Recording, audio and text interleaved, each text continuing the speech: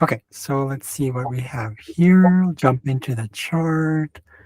Have you ever seen your own chart before? Yeah. Okay, so you have an idea of like your general personality kind of thing, Yeah. right? Yeah, I Mhm. know all my placements. I'm not too good at like the houses yet, but I know where all my planets are.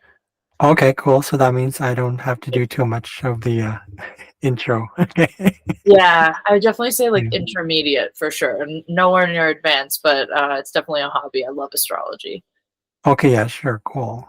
We might even see if it's your part of your path itself. Because if Mm, you're interested in it, then it's somewhere there. It's usually represented by some people use basic planets like probably Uranus might be tied to that, even Pluto especially, or anything with Aquarius energy and Scorpio, mm. but also Gemini sometimes. But I like to specify with asteroids. So there's two asteroids that deal with astrology, and you'll Oh, see that in a bit. Yeah. okay, So it's cool. like, That's exciting. yeah, this is what's fun about astrology for me. It's like there's an intrigue, right? It's like, Yeah, hmm. star gossip. Yeah. Okay, what I also do is because of for the sake of my channel and other video stuff, I do also add in, like I show the file itself. I'll show the charts. I mean, Oh, okay. I'm thinking file, so I'm thinking file because I'm like, I'm opening a file. So, okay, so here we go. Let's see. So you're curious about your Saturn return or, I'm definitely in my Saturn return right now. okay, you're actually technically past it, but Oh, I saw it and it was like, I think it's still in conjunct. mm. I'll see. I'll double check. I don't know what the degree is. Because the thing with conjunctions and aspects is that they, what do you call this?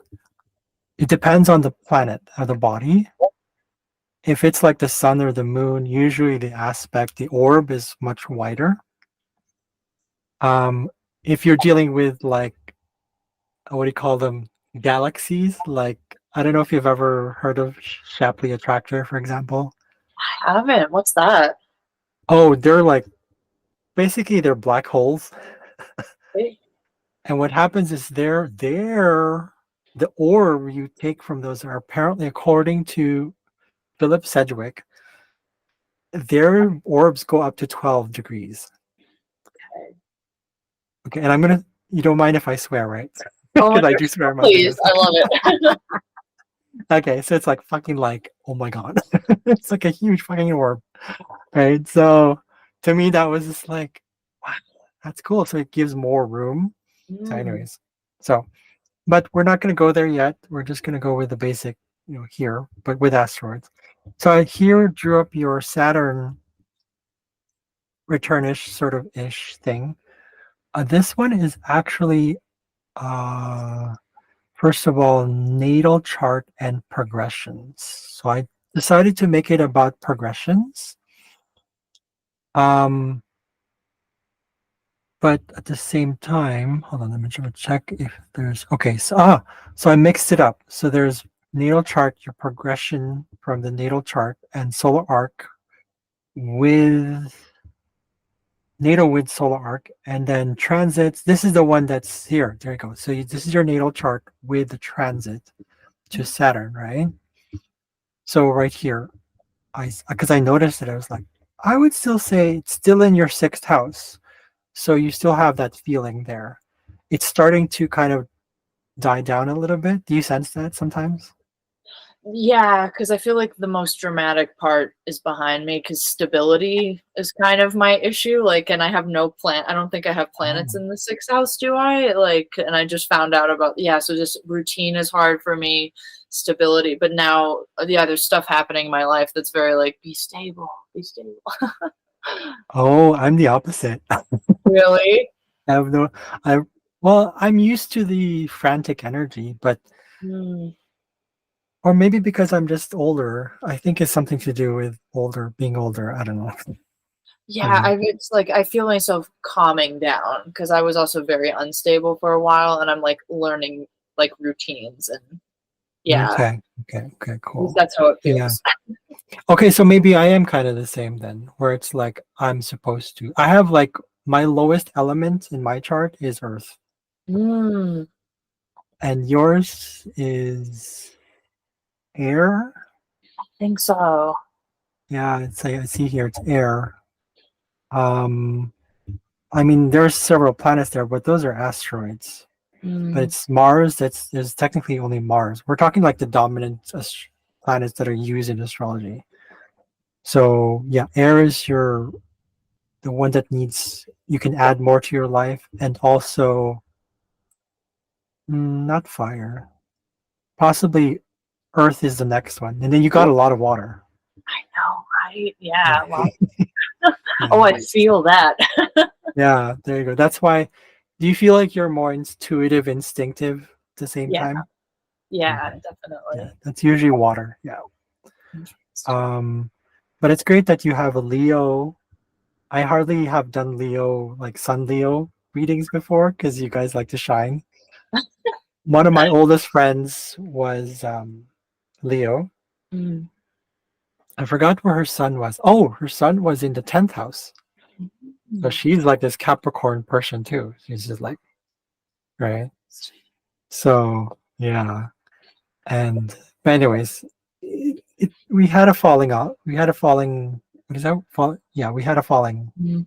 So, anyways, but What? okay, so you have the sun there. Yeah, go ahead. Oh, what's your sign? Libra. Oh, nice. I love Libras.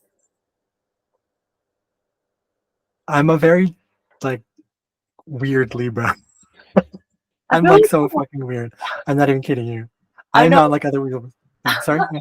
I know a lot of weird Libras though, especially in LA. Like a lot of like zesty, you know? Oh, okay, okay, okay. Yeah. We do like the giggles. Libras like we like the giggles. I think that's why Leo and Libra get along. So, but I tend to get along a lot with Scorpios, just to I be love honest. Scorpios too. Yeah. I am embracing my sun Leo, my North Node in Leo. I'm embracing that more. So I'm working with my son a lot, and it's like, oh, I know that sounds so basic astrologically speaking, but yeah. So I'm gonna jump into this one. Sorry. No more dilly dallying. So you're okay. So you have actually in your birth chart Themis there. I don't know if you've ever heard of Themis. Themis is the asteroid that represents. Let me double check. I'm gonna cheat. I have a cheat sheet where I go into like literally. I have a cheat sheet. I can show it to you, I love and a it's cheat. literally lists. And this is my Leo embracing my Leo side, which is like the North Node, where I'm trying to shine. I'll show you how crazy I get with astrology. Okay, I do like all this, but from the myth. I start with the myth.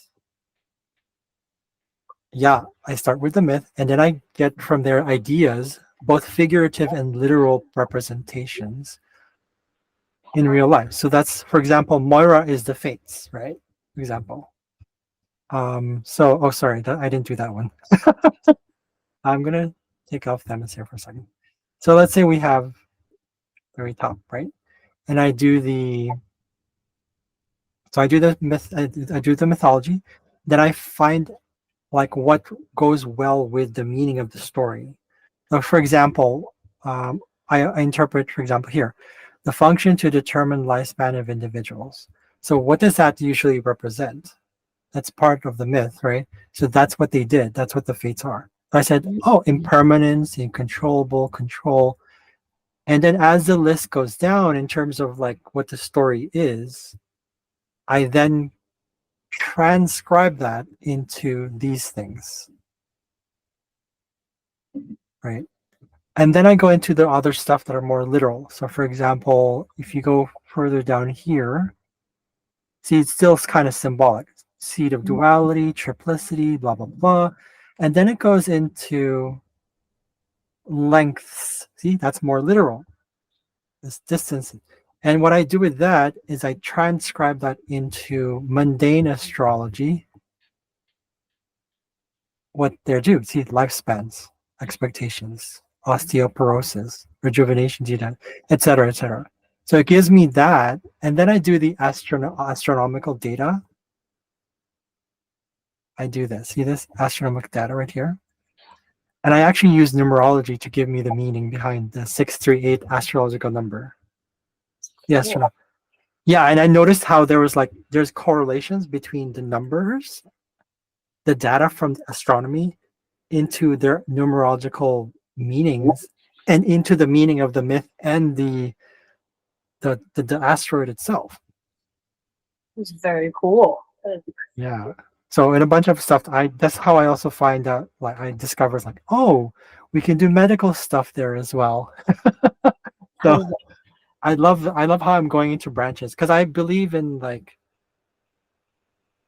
everything whole. It's like a sort of weird. I have Venus in uh, Virgo. Me too. Oh, you do? Oh, wait, I should see that. Double check that. Do you have Venus in Virgo? I Double check really do. that. I'm sure you do, but I just want to see I it. feel it. Yeah, it's such a funny placement. So does Kim Kardashian, Kylie Jenner, Robin Williams. We're in crazy good company. But it's a hard Okay. placement, I found. It got good, Oh, but yeah, it's a funny one to have, I think. yeah. Like Do you feel you've been kind of critical with people? Do you criticize them, or is it not yeah, really criticize, but definitely. Like it's like a more loving nitpicky, but I found like yeah, in my first healthy relationship I'm in right now, his mom's a Virgo and then he has Venus in Capricorn. So I feel like he was ready for it, because a Capricorn, it's like that earthy energy. He was like, "Oh yeah, I get it. I can yeah, oh, how do I improve?" So it's like I don't know, yeah, maybe yeah, you need another like earthy Venus, maybe. yeah, Yeah. absolutely. I find that mine, because my Venus was in the second house. Mm. Oh, I was so critical. I was so judgmental and pedantic, like Mm. way back then. I was just like, I still kind of do, but Yeah. I just do it for like I do it for work. That's it. It's part of my job, No. and that's it. Yeah, I just like I've learned to let it go. Plus, Yeah. Virgo is it's a transitionary. It's a what do you call that? Uh, it's a flexible sign, but they're mutable. There you go. It's a mutable sign, so therefore it always represents transition into the next phase. Yeah. Yeah, I like that. I could see that. Yeah. So I think the energy doesn't last long, so to speak. It comes back up. Like my town that I live in, so Edmonton, right? Edmonton is Sun in Virgo. mm, I believe so, yes. But the Mercury, guess what the Mercury is in? It's in Leo, sorry. I love it So though. but what happens is that they like to be athletic here in Okay. a certain way, but they like to be clean. But I Mm, think it's become sort of obsessive to a point where the shadow of Virgo comes through, which is Pisces, which is like, I don't care anymore. So mhm, we have a lot of homeless in the city.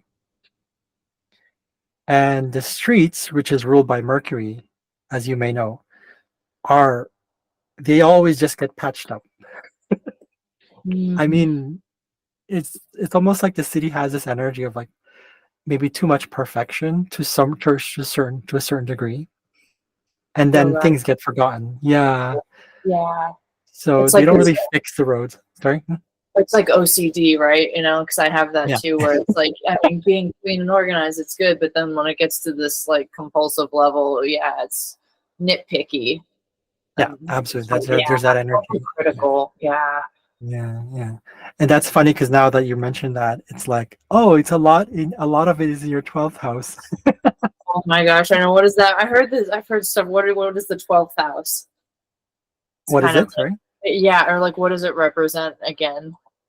It's dreams, like Mm, actual like subconscious dreaming and the subconscious.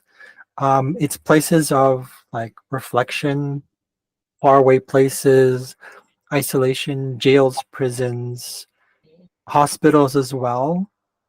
Mm, escapism. It represents escapism. Anywhere where we kind of sweep things under the rug. mm, But eventually we have to get used to it and we have to eventually wake up from it. That's why it's ruled by through Pisces, it's ruled by Jupiter and Neptune. But Neptune is the absolver because Okay. it's all about idealism. But sometimes we look for so much idealism with Neptune or Pisces. If you've met your opposite, energy, you'll know Pisces people love to run away. They love to escape reality. They love spiritual things. These are the ones that are kind of like they get into the ego spirituality thing. The spiritual. Oh yeah, yeah, yeah. Oh yeah. My dad is Pisces sun. Yeah. Mhm. Oh my God, that's so, yeah, my mom and my brother, and I just moved back in with them, both Pisces, during my Pisces Saturn return. I'm just like, oh my God. So there you go. So you Yeah. have yeah, yeah, it's okay. But I noticed that you're born with Saturn retrograde. So Oh. that's why the instability thing comes through, where it feels like it's stable, but it's more like you wanted to create your own inner stability, right? Especially with health, yeah. Yeah. And with Themis there, I'm going to add this for you because it's like, oh, Themis, she's about intuition and logic. Specifically because we're talking about the sixth house and Saturn. Um, she's also about maintenance of order and peace and structure, decency, loyal, social or widely accepted morality and values, the status quo, customs, folk. So it's very similar to Saturn, but Saturn is limitations, right? Saturn is also fear. He's the lord. He's the lord of karma. Mm. Karma in a way that is like holds back creation of karma that on its own creates karma. Ooh. Yeah. Yeah, yeah, and uh, Saturn is one of the things I discovered about Saturn is he's very concerned with two things, two sides of results. I don't know if remember from Matt Schaefer's stuff, he says feedback, how he talks about feedback. Yeah. Saturn is like that. But the thing with Saturn, it has two sides to it, consequence or results. So one is a negative, one is a positive or neutral. Right? So Saturn is concerned about what comes after, but because it's afraid of what's behind it, door number three, Saturn is that door. So, and with Themis there, it represents some sort of it's not just order, but it's like the logic of order, if that makes sense. Yeah, because in the story, in the mythology, Themis was what was it? She was the one who took care of Zeus and fed Zeus. Hold on, let me see. She was the oh wait, no, no, no, don't write that down. She was the one who was the oracle to Zeus. She was like the advisor. She actually represents oracular abilities as well. Um, so empathy is part of that as well. So basically, if you get the feel of where's your moon? I'm doing a double check here. Don't tell me. Oh, It's Cancer. Okay, there you go. Oh, okay, right at home. Right at home. Um, what do you call this? So yes, with Themis is that sort of if you get the feel of certain bodies, do you do that with the planets sometimes? Do you feel it in yourself? That like what yeah. does Venus feel like, for example? If you're talking about self, do you do that I sometimes? am really not in my body. That's like one of the biggest things I'm learning, especially with my Venus and Virgo. I have Oh, so many Virgo and Gemini. Like I live in my head, so I'm trying so much to like. That's a good question. I'll ask myself. I have no idea. well, I'm going to jump into your other chart here, which is the progression. So this is your progression. So actually, I'm going to look at your progression chart, which will show me the house it was in, or it's in now, like as of today. Okay. No, that's just transits. Here we go. So right now, your ascendant is yes in Libra. So you feel less critical. You feel less earthy. You feel more airy and more even, or at least that's what you embody. That's Mm. what you package yourself to be. There's a little thing I wanted to share with the ascendant, or rather the angles. They actually represent the main shadow areas of our lives. It's kind of creepy, actually, but I was like, so for example, so your ascendant before was in Virgo, right? Yeah. Um, so what that usually means is that we look into the descendant, because if we looked at the descendant, we have Pisces, right? Mm. What that signifies is that in as you grew, as you were getting older, your exposure to people, general, namely family, um, was usually about. I guess you told me that your mom was a very Pisces, right? That kind of ties in with that too. But overall, the family felt very like distant, aloof. There's a disconnection. Too much, maybe too much.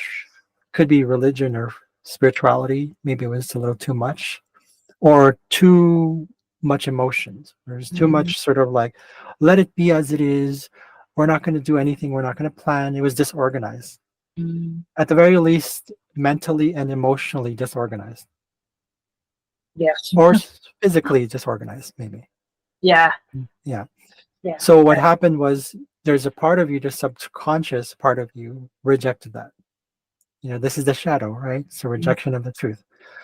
Um, or the shadow wanted to come out. So what happens is this actually shows what you kind of may still attract the people in your life, particularly maybe relationships, like romantic. Yeah. You attract people who are just not there. People who are just not only, yeah, indecisive as well. Mm. Yeah, yeah, that's part of that as well. But if you started to embrace that, when you work on the shadow, you start to balance these things, you attract less of those people.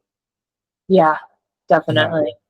Because that Mhm. was my pattern, and then I left Los Angeles, which was really hard for me. And then I was like, I'm done with dating. And then I fell in love with somebody who has 6 planets in Capricorn, grounded. So Oh, okay. it's been good. It's been good. Yeah. Okay, okay. I would probably even like, because like for me, my ascendant, I was born with the ascendant in Cancer.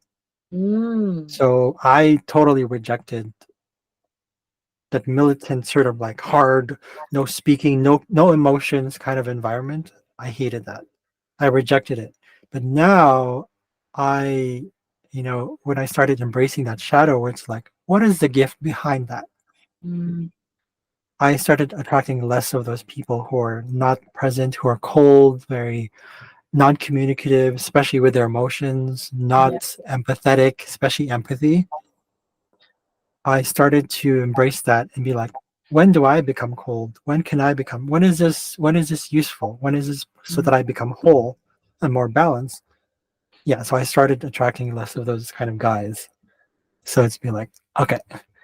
So the other thing though is that we also have are we still in your chart? Yeah, okay.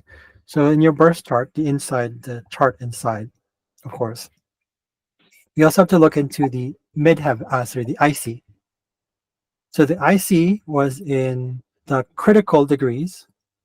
Can you see it? Sorry. Because that means 29, right? Yeah, 29-ish. Yeah, yeah, yeah, there. Yeah. What are you thinking about? What's going on? I can see in your Well, I face. had another, right. I did talk with another astrologer for a podcast once, and she said 29 degrees is very significant because it means it's like the end. And then Yes. on TikTok astrology, of course I'm a Leo, so I'm always a little fame hungry. And I heard 29 degrees is one, like 5 degrees is supposed to be like short term fame, 17 or 19 Mm. was like life fame, and then 29 is like fame after death, which is I'm on brand for me because I have a lot of Scorpio in me. So Uh-huh, uh-huh, yeah, uh-huh. as a Yeah, Leo, yeah. also I'm just like drawn. I'm like, give me the fame. So shadow.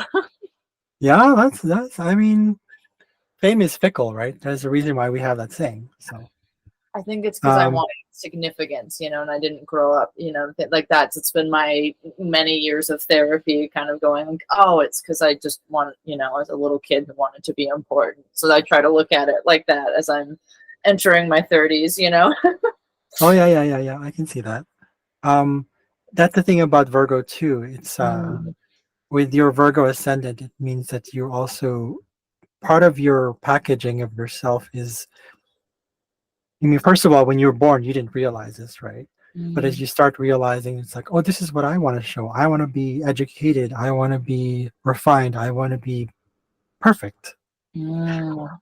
Um, but what happens with it, there's the part of not shadow. There's a part of each sign that comes from the other sign before it, and the lessons it has to learn that comes to the sign in after it.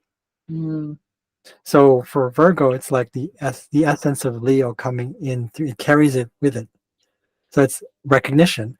Virgos, sun people in sun with Virgo suns, they want recognition for the little things, right? Yeah. So for Leo, though, it's not about the little things. It's more about just fucking pure energy. That kind of recognition. That's why Yeah. it's called fame, right? Yeah. So flamey fame. So there you go. Explain me fame. There And you I go. That's right. That's right. Oh yeah, no, yeah. Take me back to the IC. What does that mean again? It's like the shadow of your midheaven, right? Sort of. Not yet. Well, it's basically the IC is our role in the family or a Mm, family environment. But it also, for me, what I noticed about this, and I don't know if I heard it from somewhere, I forgot. It's something to do with our core beliefs because ah, it's our inner self. It's really going deep into like, we with the first quadrant, what we're trying to discover is ourself, right? So that first quadrant means it's like me, I'm just getting to know me, I'm trying to figure things out. Those times when we're babies and we're trying to put things in our mouth? That's yeah. around this area right here. I want to touch. That's that time. But then when we started to, you know, obviously like develop an ego, which is part of the first house into the second, we started to think, oh, this is mine, this is mine. Mm, And then we started communicating. So you get the process, right? yeah. Chronologically speaking, that makes sense. Of course, the houses aren't necessarily like, stagnant. They're not fixed where it's like, oh, first house is only when you were born. No, it comes back through. It's a cycle. Yeah. It keeps repeating. Um, that's why the fourth house is like fame after death. So it's Mm, like, well, yeah, fame after death, because once you've fully recognized yourself as a whole and integrated yourself, you go back around the first, second, third and feel like, what's my role here? And then you finally give in and you go, bam, you're dead. Okay, you're famous, or this is what you're known for. There you go. But it does tie in with of course, I find that the angles behave slightly different, tiny, tiny bit different than the houses themselves. The angles represent kind of like the spark of the why that's happening. mm, So just like the first house is the body in general and health, its mask, people say this is the mask of the personality, but it is also mask of your body. So that's the same thing with IC. Fourth house is your family. Therefore, it's your mask or role of the family in the family. Get it? It's like a mask, yeah. like a cost thing you put on, right? So this core belief means that for you, because it's in the critical degrees of Sagittarius, it's almost like you needed some. You were kind of in a family that had to be perfect in one way or another, in a certain way that was more related to either spirituality or sports, idealism, philosophy, way of life, belief system, religion, again, faith, whatever it is, right?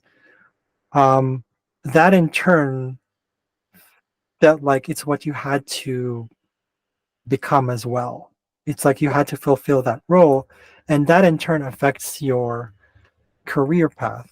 which was the opposite sign, of course, which is 29 degrees Gemini. This is where people also see you. This is your mask in public, Mm. meaning like not just your intentional mask, it's what others really perceive you to be.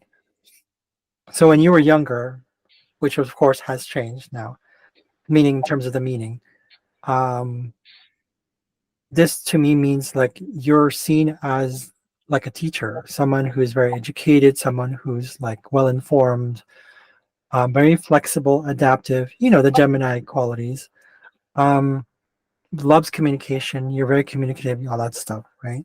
But what's really happening there is that the reason you're doing that is because there's a part of you that's hiding this part of yourself, which is, I just, I don't really want to talk to you, more like, or the opposite, where it's like, I want to communicate, I want to talk, I want to learn about each other, but I want you to, because like, okay, the way I understand is like for mine, I have Libra, uh, Nadir or IC. So I always was surrounded by like, I had to be the peacemaker. I had to Mm. be the whole like, don't make a decision, So I had to feel like, I also had to feel like I couldn't just make a decision because everyone else was kind of like making it for me, or at least even if I were making a decision, they kind of didn't really accept it. Maybe it was too upsetting, and that's where the Aries comes in. Mm. It was too upsetting for the public. It's like a sort of face value thing, right? That's what it is. The midheaven is face value. It's your mask in society. So it means like it's the facade. That's why it also rules your ego and reputation. So you had to be for you to be a reputable person, to build whatever it is whatever your mask is to society, your reputation, ego was covered by that whole Gemini thing. Yeah. So does that make sense? Oh, it does. It's just I was especially like a stand-up comedian in my past life in Los Angeles, like so I just feel like that gives like Hmm. Gemini, but it's yeah, and for what is being a comedian, it's a huge facade. And I like Uh-huh. to alchemize pain into laughter, and now I'm kind of going off that. Like it was successful for a time, but then it got too painful, and now it's that's why I like astrology. It's like a personal bitch slap. It's like yep, yep. Well, here's another bitch slap. Not really a Ah, slap, more like a pinch. a love tap. Yeah, yeah.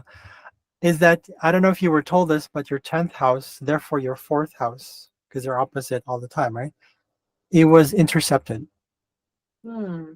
when Who's you're that? born. See that? It's so this right here, if you can see this Hmm. here, you see that how there's the sign was within the house itself.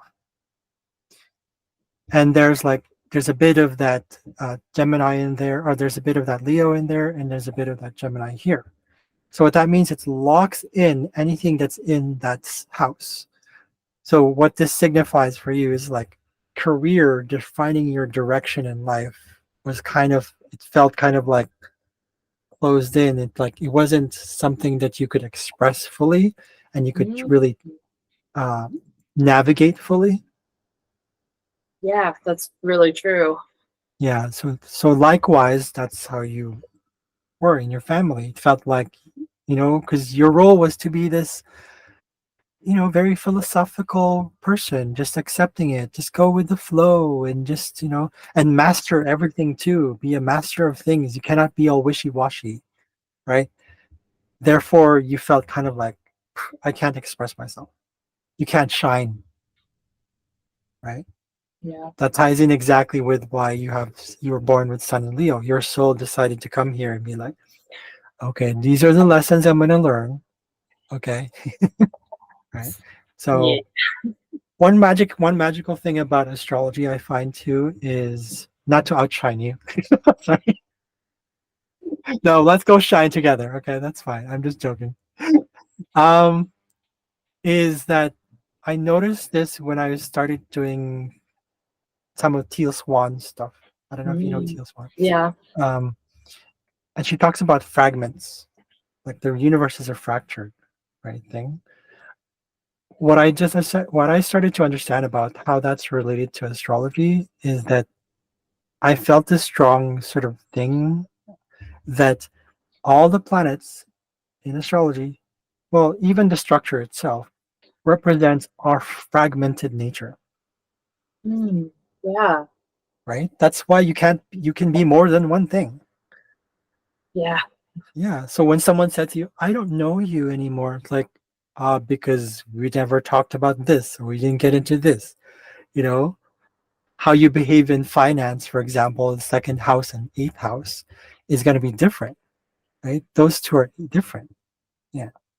So in people who don't know you that well, they'd be like, I don't know you. Well, because you haven't gotten to know that part of me yet. That's okay. So that makes it beautiful. So yeah. So are you okay? I'm good. Yeah, I'm just oh, okay, taking okay. it all in. Yeah, so Okay, good. okay. Sorry. Let me know if it's starting to burn your Mercury in Leo. I'm just kidding. I feel like it's good. I don't know. I like having it. Makes me more open, I think, because I think Leo, it's at least in my experience, I'm not as afraid. I've learned how to not be afraid to play the fool anymore, and that's been very freeing, because it was, yeah, like a kitten with paws that are too big. That's how I felt when I was younger. And I'm like, all right, have fun, everybody. That's right. Yeah, yeah, yeah. Ego is definitely a huge thing for Leos. It's Yeah. because you just want to shine. You just want to show your it's the sun. You would just want to show how much life there is. Yeah. It's really, really simple, but for people like your opposite, for example, like Aquarius, they'll be like, depends on what they are, like depends on their experience or what their journey is, right? So they might be open to that, which is, I think you get along with the opposite when you start to become, you guess, like you said, you embrace that quirky side of yours, like the Yeah. fool, right? And Aquarius actually like resonates with that. If their dominant planet is Uranus, if it's Saturn, wait till they get older. Sorry, I'll talk to you later. Bye. Yeah, but okay. So going back to this whole thing, we keep digressing, which is I think it's fun, but for the sake of this, so Themis is in retrograde, just like Saturn was. So Themis here, it's like there's because it's in the sixth house or it was in the sixth house. We have to go through the actual like medical stuff behind it. So, and I'm just gonna say a bunch of things that I feel is going to. One of them is definitely gonna ring with you. Like it's gonna ring a bell somehow. I don't speak English. No, I don't. Um, so something to do with like bones, like Mm. maybe the backbone area. I don't know if you had health issues with those. Okay. Spine, heart, ribs, even the pineal gland. I probably had a block. Were you when you were younger? You couldn't like you could, but let me see. Opposite of you're familiar with aspects, right? A little bit. Um, Okay, that's fine. yeah. Aspects are aspects just basically represent potential. Yeah. Yeah. Don't yeah. I'm sure you're okay with all this stuff, but I know it might or may not be too much, but it's just it's kind of like when you see a book, you know how it is, right? You know the process. When you see a book and you're like, you don't want to go to the end, just enjoy the moment. So I'm sure you understand. So For sure. um so Yeah. with the Saturn being opposite of so it's in 10 degrees, right? Is it opposite of let's see here. These ones. Pele, Apollo, all the way actually all these except for Venus. Mm. Let me put this together first of all. So Midas is Midas is the he had the golden touch, right? Mhm. But Midas actually represents uh satisfaction or dissatisfaction with actual wealth or wealth like your own wealth, like your sense of wealth. Um, so he represents a lot of the shadow of materialism. What that means technically in Virgo is it's almost like you, and in the 12th house, it meant that it's probably meant that there's a part of you that kind of had to do things on your own so that you can discover your own, wealth of knowledge and experiences, right? Alcesti beside it, I would say, represents here, let me double check it. It's that unwavering commitment to that itself. She represents loyalty. Um, so it means that you probably had to make certain sacrifices as well. Like with, I would say, hold on. You had to make certain sacrifices in terms of like your health. So this all ties to any sort of sixth house stuff, sixth and 12th house issues. So that means like your daily routine, the things that you did, the habits you were into, were probably kind of not very like, yeah, it was unstable. Mm. It probably, let's see, because you had those back stuff, like the backbones. What did you have knee conditions with knees and skin? Not skin. I always had acne growing up, and not like anything too serious, but like yeah, back pain, like on Okay. and off. Yeah. Okay. But more for me, it wasn't like maybe pineal, but I had like thyroid stuff, and I definitely when I was younger, yeah, it was more neurotic with health, which I feel like yeah, it goes Okay. well. Yeah.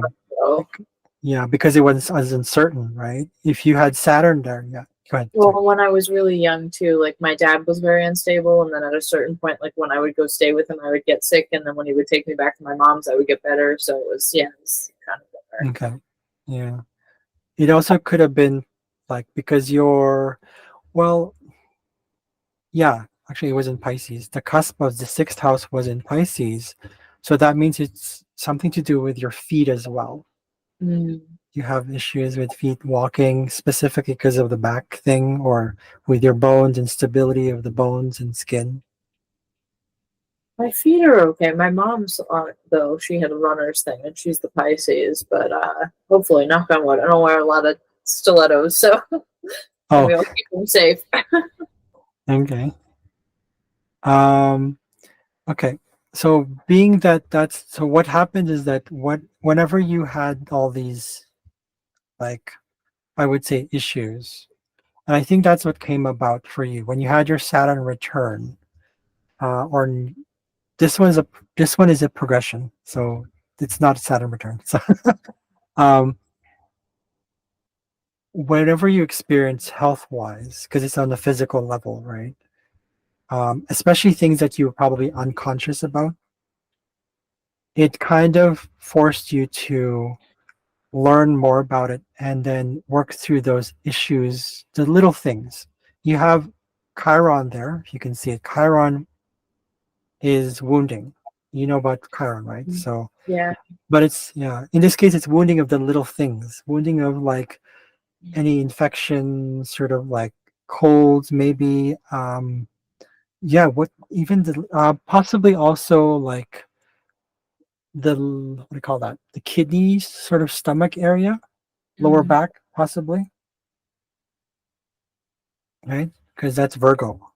yeah, Virgo. Actually, I'm going to cheat here also again and open uh, my other cheat sheet. By the way, I recommend this. Create your own cheat sheet of like planets you want and just put everything you want in there and just mm, so that way you don't have to memorize anything because you have Mercury in Leo. Fire signs don't need memorization. It's all about inspiration, intuition. So fuck for sure. memorization.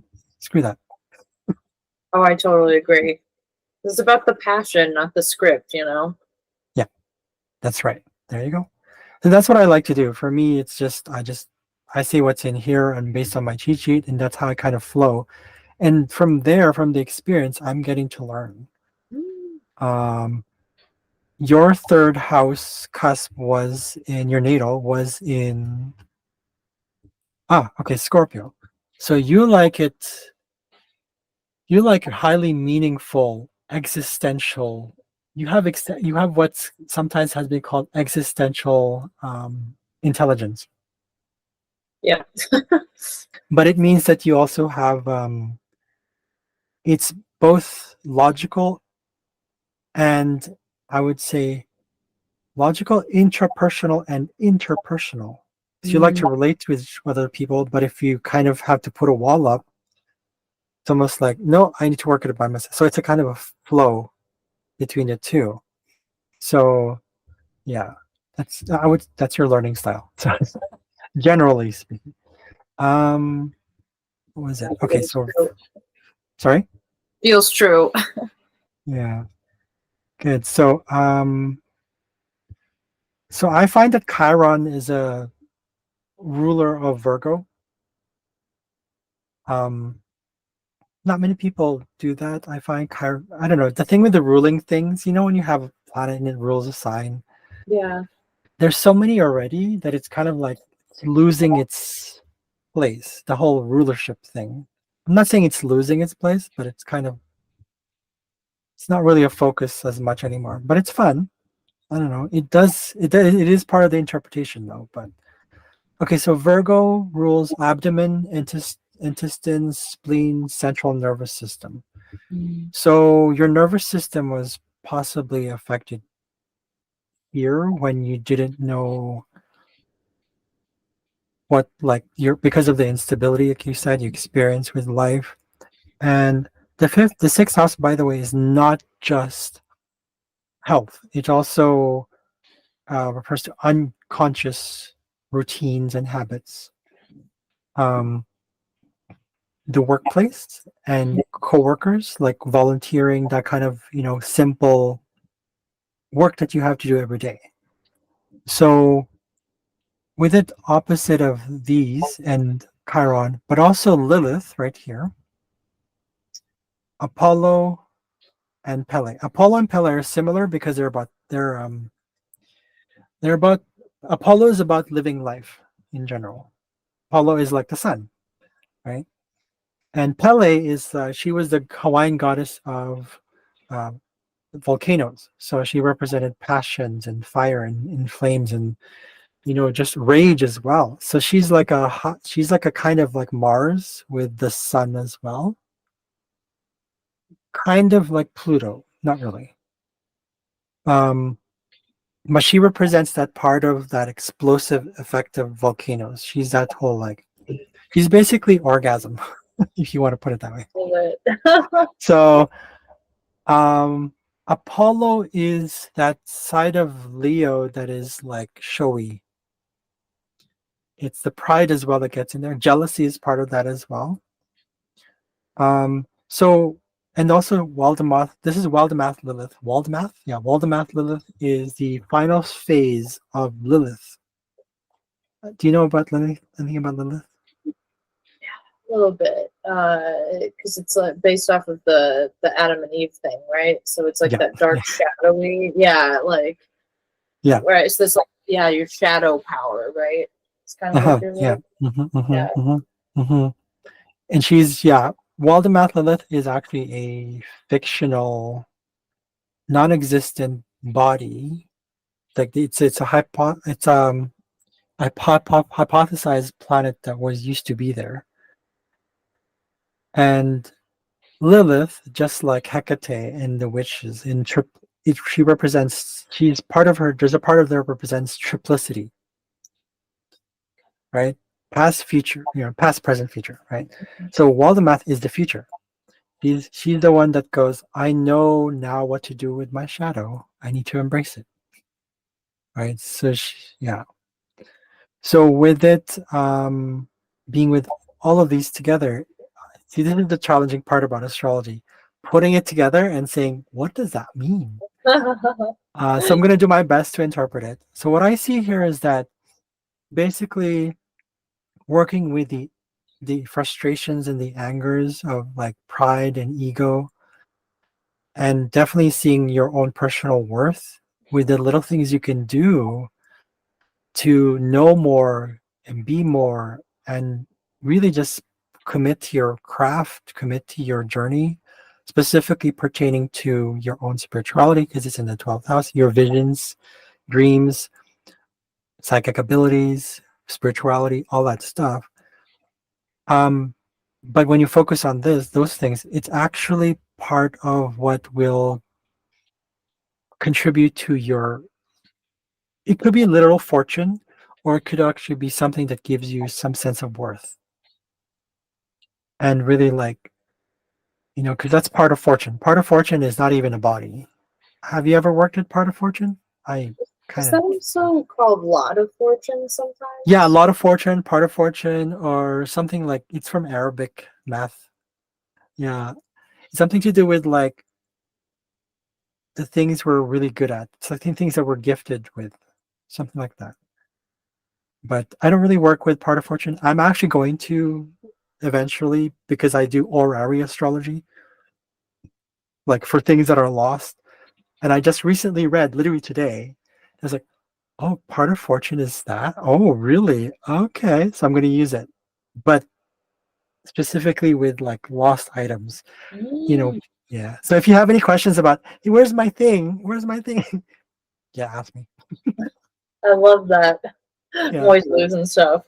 Yeah. Yeah. So yeah, so that in its turn actually made you feel kind of maybe unstable as well. If you didn't like work on those, if you didn't find time to meditate and take yourself away from the uh the bustling busyness of society, which is sort of sixth house as well, like just go, go, go, work, work, work. That's sixth house, right? Mm, So um and that way you could be more of service. You could be more useful in the workplace or people, in any type of service, because that's the sixth house. mm, 12th house is a reflection of that, of meaning behind that service. But if we don't work on it, everything gets stuck in the 12th house. Everything gets stuck in that part of ourselves. It's like, no, I don't want to do that. I don't want to work on anything. I just want to be unconscious, right? That's what it is.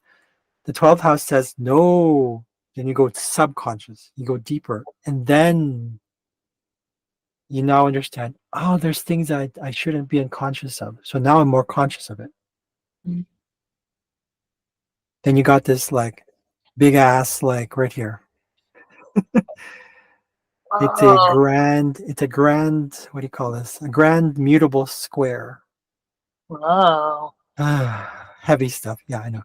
So now, so with the thing you were experiencing with um, your health, specifically like service wise, like pertaining to service, it got challenged a lot with your, I guess you can say, first of all, we're going to focus on Saturn. So it was actually 10 degrees. So that means it was um, square Hephaestus. So Hephaestus represents something to do with doing hard work as a part of a way to gain recognition, to be accepted, to be valued. And then within retrograde, it's almost like you didn't feel valued Mm, when it comes to your like own philosophy, your own education. That's ninth house, right? yeah. Um, yeah, maybe even with foreigners. This is the ninth house too. So also big business, any business that you've been running, that's also kind of been uh, on on shaky ground, Mm, basically. On the other side of the spectrum, you have you have Saturn. Okay, yeah, both these planets. So Prometheus and Orpheus. Prometheus. He was the one who gave fire to humans. But he's basically about foresight, apparently. mm. Um, let's see what I got here for oh, not that chart. Thank you for your patience. Thank you for this reading. This is so fun. Yeah, one you're gonna. Some of these days you're gonna do one for me too. I mean, it's good practice for you too, and you get to shine.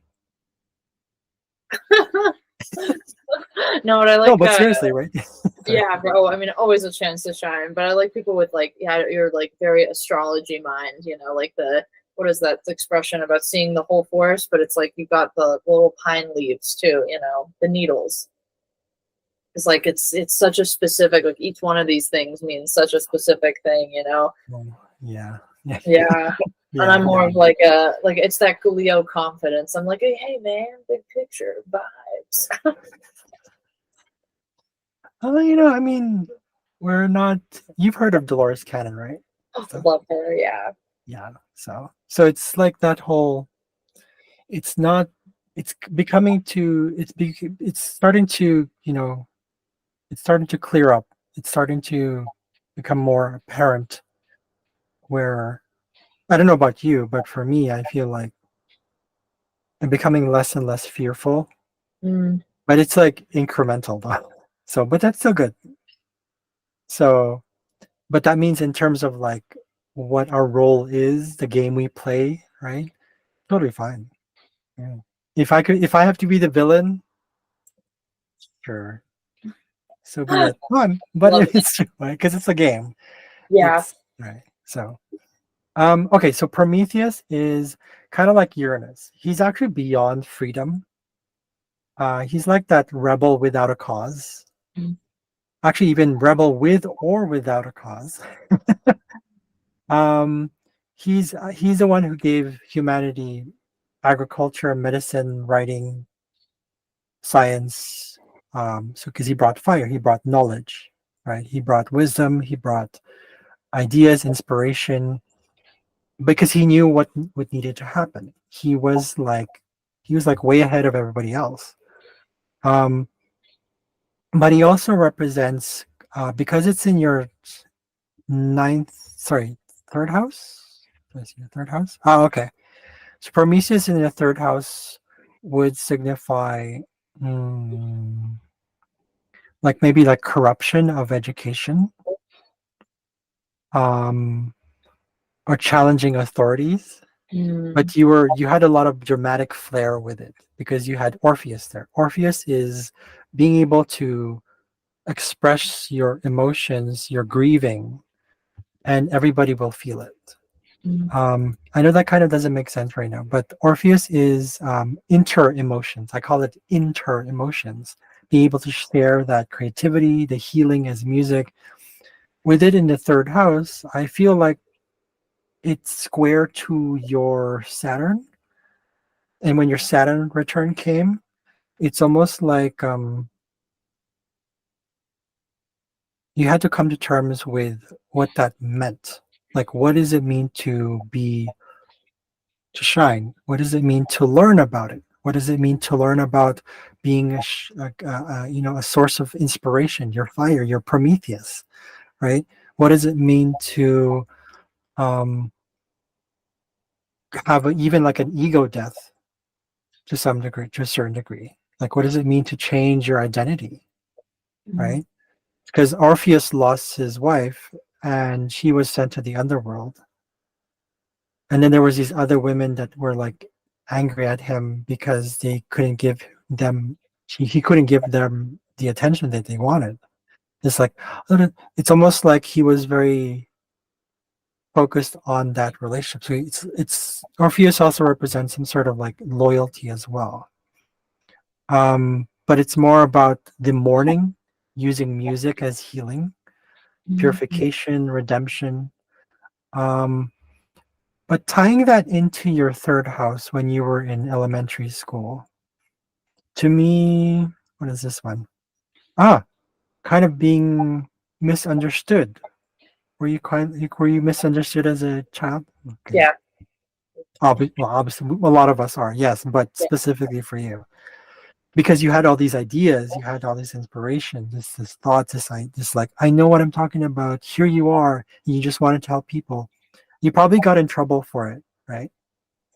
Yeah, I was a little, what's the word, precocious. I always felt like an adult trapped in a kid's body. Okay. That makes sense. Because you do have, let's see, your sun was in Leo, your moon was in Cancer, but Cancer's moon rules Cancer, so it's right at home. I'm just wondering. You said you just the fact that you said that you said adult trapped in a. Hold on one second here. What is your moon trine? Moon trine. Sorry, sun trine. I don't see a trine here. Hmm. Must be something in another collection of charts. One second here.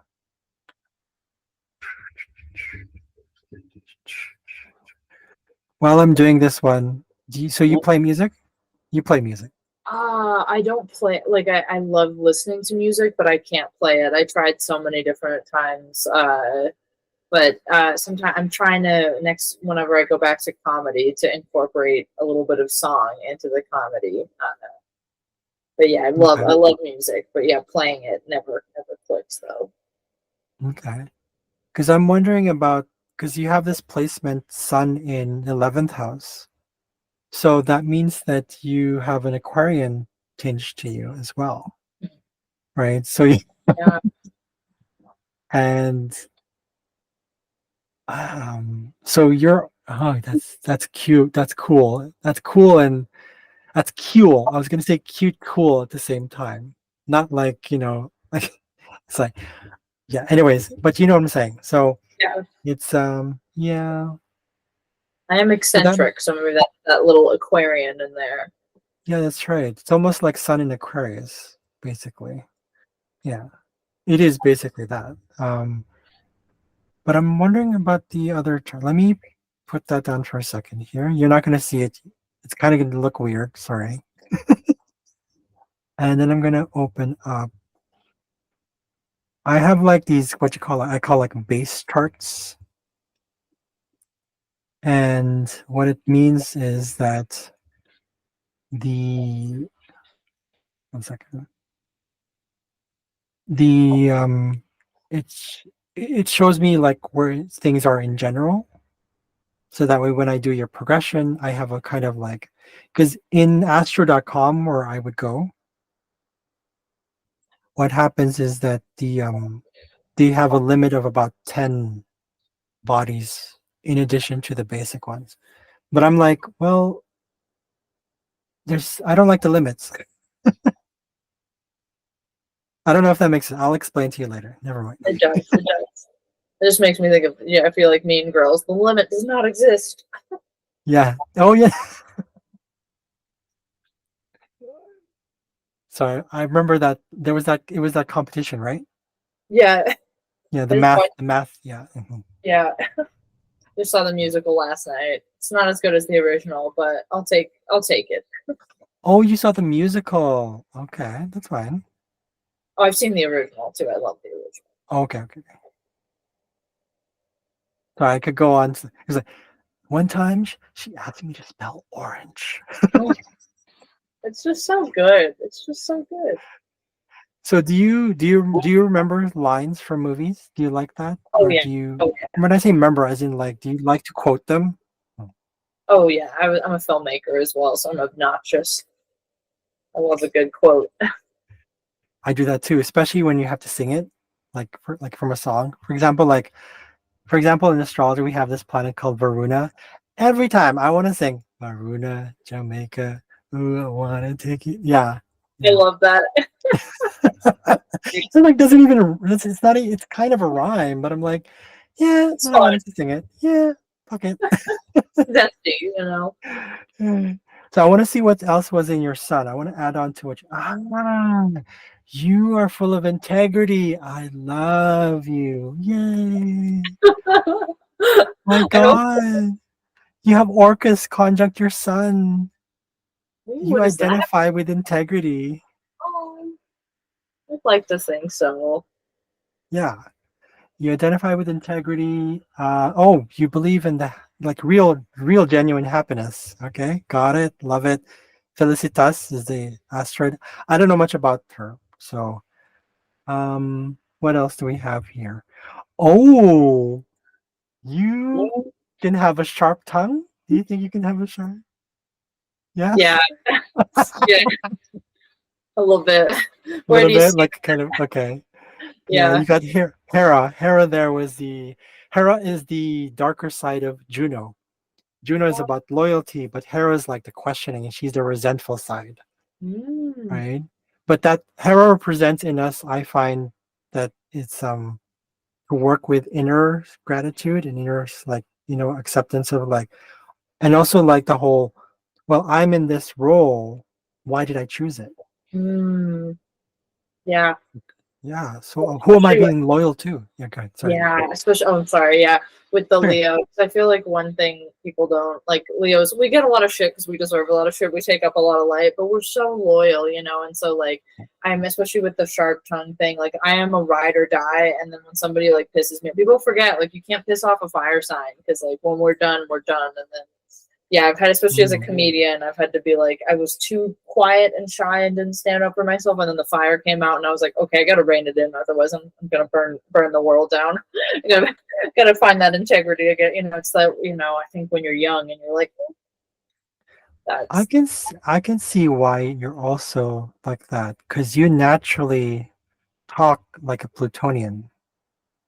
oh, The way you express yourself, your self-expression ties in with this trine right here to Pluto. It's there's a part of you that holds it in, the way you yeah, communicate, and you know how to transmute that. She's about transmute. Pluto is about transmutation and transformation, regeneration. So you kind of bide your time as well. yeah, Yeah. There's a very dark villainous thing about your Mercury when you communicate. It's like yeah. Kind of on my like dark feminine reclaim that's journey because fine. I think I was always in that. It's like with all that, like, because Virgo, it's like the sweet one, but then I didn't realize, yeah, I had that because I have so much Scorpio in me that I didn't realize until the past couple of years. And yeah, it's just powerful. And then when it was Mhm. mixed with that, I find I'm especially with like, I think Leo Mercury's in general. I have to be very careful with what I say, especially with someone who performs, because people will believe whatever I say. And I always joked, I'm like, never not becoming a cult leader, but I feel like I have those placements because it's just people just like they follow, and I'm like, Mhm. oh, Mhm. I got to be careful. This is powerful. Okay. There's actually a very I'm just gonna say this out loud. I know it's being recorded, but I have like people. It's funny how I get kind of I have this hubris. I have huge hubris actually, and narcissism. Mm. I'm not. I don't think I'm. I don't know if I'm narcissistic. I don't know. I could be. I don't know, but I think maybe I'm like a dark empath, Ooh, interesting. A dark empath. or I've never heard that. yeah, it's like we behave like empaths because we're sensitive to people, but we know how to manipulate it. Mm. So, not to be scary to certain people, but um, I have sun. I have like tons of placements in my fourth house, which are all Scorpio, Mm. and but the fact that I have Sun conjunct Pluto, Hybris is there too. Hybris, like the asteroid Hybris, Yeah. Artemis, which is about being natural and Mm. like being wild, just being raw and wild. But I also have child there. That literally called asteroid is called child. I like to play and just have fun with it. Um, I also have Shapley attractor in my fourth house, which is because of its orb, right? Remember I said earlier, it's huge Yeah. fucking orb. Yeah, Shapley attractor is like the biggest discovered black hole out there. Is it black hole? Yeah, black hole and galaxy. So it's huge, like immense. So it has this, and I have Lilith there too. I have mean Lilith. She's the one that's processing things. She's the halfway point, the present part of Lilith, the triplicity. And so when I have all that stuff with Sun, plus all these fixed stars, that's like it's weird. I'm like I get really I know what it feels like to have emotions and oh, and I have Pluto Sun trine Moon. Mm. So I have this weird. I get along with dark people a lot. People with darkness in them, like it just like it clicks right away. We want to be real, right? So Yeah. yeah. So, anyways, the point is, um, when I saw your Pluto here, it's like, oh, I can sense that. I know it's there's a sense of control as well there, right? Mm. You want to definitely control. Okay, yeah.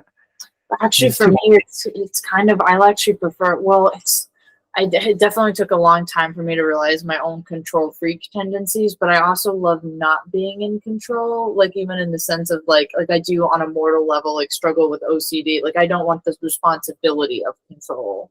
So I don't know if that could also be like a reverse shadow. Like it's mostly because I'm like, oh, I don't want to be in charge if anything goes wrong, you know. But then other times I'm like such a control freak. So it's this, yeah, I don't know if there's still some homework to be done. Okay, you learn from it, right? It's a Yeah. beautiful dichotomy, I suppose. um, yeah, me not speak English. So, sometimes I question that. It's part. I'll show you maybe sometime in the future. You'll see my chart and Mhm. this weird placement called this. There's this dwarf planet called Makemake. It's square my Uranus Mercury Mm. conjunction, and Makemake was for me in Leo. So when I have all these downloads, but it was in retrograde, so I Mm. didn't know how. I never know how to really express myself, or at least before when I was younger, I had a hard time expressing myself. It was kind of I have like lightning speed waves of talking, and I didn't know how to manage it.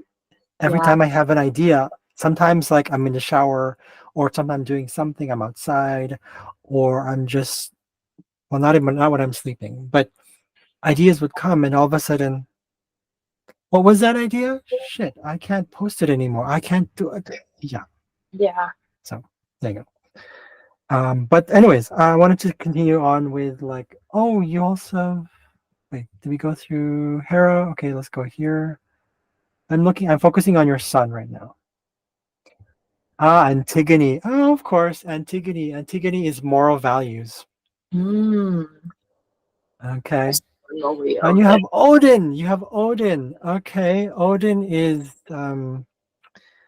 that's where the Virgo feel comes in. You like this knowledge of wealth. You want to absorb all knowledge. You identify with that. Possibly also maybe you've identified with being kind of a like a shaman. I don't know if shamanism has kind of clicked Yeah. in. Okay. Yeah. Mm-hmm. Mm-hmm. Shaman or some sort of sorcerer, some sort of like, Yeah. if you can imagine Odin, right? He's Yeah. yeah, yeah. What else did we have here? Oh, it's in your 11th house, Urania. That's where the astrology comes in. Okay, so you have Urania. Urania is astrology and astronomy, but they're like learning how to map things out. She understands the math behind the stars. Mm. Her other part, the other asteroid is called Imhotep. Have you heard of Imhotep? Yeah, he was more of the priest that was the advisor to King something something. I don't remember what his name was, but he was an advisor. But he knew math, science. He was very well rounded, but he also was prophetic. So he's kind of Mm. like also like advisor slash prophet slash. And he used the stars. So it's not like Urania. Imhotep was human. Well, as far as we know, he was human. Urania was this more of a symbolic, she was a goddess, right? So that's where your interest in communities, specific communities where astrology. I don't know if you're open to, or if you've ever been interested in like your own astrological community. Ooh. Like Yeah. people that have similar charts Or like or your own community. I don't know. Maybe it was that if that ever I interested have you. done it was fun, yeah, especially when I like I've given very basic, not like a reading like this, like people that don't know anything, like and they it's made their days. Like last time I worked at a coffee company, everyone would come to me for the astrology readings and I was There like, you go. okay. Yes. They There didn't you know go. anything though, so I could really shine. I was like, That's fine. "This is That's how where you your go. sun Yeah. is." Right. It's kind of like it's up the hill sort of, but then you just kind of like bring people with you. It's kind of Yeah. like that. Mhm. Yeah. Yeah. Um, Although I find that here, this shows me you have issues with remembering when you're learning about astrology Oh or yeah. even mathematical things. Like memory is a kind of an issue. Okay. Yeah. No, naturally, it kind of shows in your chart here, but I mean, this is astrology. This is very specific. But it's also square to Pluto. Ah, okay. Because the Pluto in you is the one that wants to have power, Mm. wants to be in control, especially if it's in your second house. It's actually both second and third because uh it was here, right here. You see that degree there? 25 Yeah. degrees, but the cusp of the third house was in 26. So that means it's actually conjunct this third house. So it's more towards the third house, less of the second house. So, but still, part of self worth, is kind of like your self worth in terms of learning. It affected your kind of like your self worth and confidence in yourself. That whole like, I gotta get this. But then it's square Urania, and Nemesine is also square that. Oh, we also have another one here, Perdix. Perdix, I believe here's the. I feel like being calculative and being like knowing how to measure things naturally didn't come naturally to you when you were younger. So therefore you wanted to have fun with things, but it was kind of hard. And because you wanted to control it, you wanted to remember things, and it was just kind of like, I don't get this. I started that way too. I started that way too. Um, so probably what we can do is I'm gonna jump into the this is you. I dug myself a hole. When I did this, I dug myself a hole. I knew it was going to happen, where I get into these like fucking huge numbers of asteroids. I'm not even kidding you. I work with like over 50, something like that. Whatever. It's insane what I'm doing, Yeah, but it's a I lot also love it. of Sorry. it's a whole asteroid belt. I like it. It's glamorous. Yeah. There you go. So, but I want to go back into this one and see what we saw here. So, why am I going back to this one? Because of So we had a Urania around here, somewhere there, and you had Perdix around here, Mhm. somewhere around there. But the reason I'm going back to this one is crap. I lost my train of thought. This happens sometimes. Um, you said that. Okay, what did I say? You said that. Um, do you see what I'm talking about? This is what I mean. It's like I It's like forget what I was saying. Darn it. I do that all the time. So you got just so many brilliant ideas. We were Perdix, the sun. There was like a lot of integrity asteroids in the sun one. Where were we Oh yeah, yeah, before? yeah. No, but like more like around Perdix, around the time Oh when yeah. I mentioned Perdix, because it's like because it was like okay, so Perdix was in Aquarius, so we did opposite of Urania. It's almost like because of all the that square you saw earlier, that grand square, right? You had Nemesine, and then you had Pluto there, and then you had Perdix, and then you had Urania. So that means that with that need for all that stuff, it's almost like that's where that's where I lost my train of thought. I said I used to do that where when I picked up my first, not my first, my third astrology book, it was so mathematical. It's like, I don't want to do this anymore. I don't want to do this. Oh God, all that math. So I gave it up. And what I did was I just, I started to do like whoever I could talk to and say, can I read your chart? Can I read your chart? Just for fun. I just want to have fun. I just want to have fun. That's it. And that's when it started. That's when I started to let go of the math and just like, so now I'm doing the math maybe a little by little. I still don't know how to draw up an actual like manual chart. I have an idea, but it's kind of like, I feel you. It's like how you said earlier, leading with the intuition, instead of the scripts. Like, because even in tarot too, sometimes it's just, and that's my lucky Leo placement. I'm like, just follow the confidence, follow the intuition, because I That's think right. that's where the heart is. Yeah, yeah. So that's why I do the cheat sheets. I'm like, fuck, I'm not gonna memorize this stuff. If I need to draw up a chart somehow, like when when there's no more electricity in the world, sure.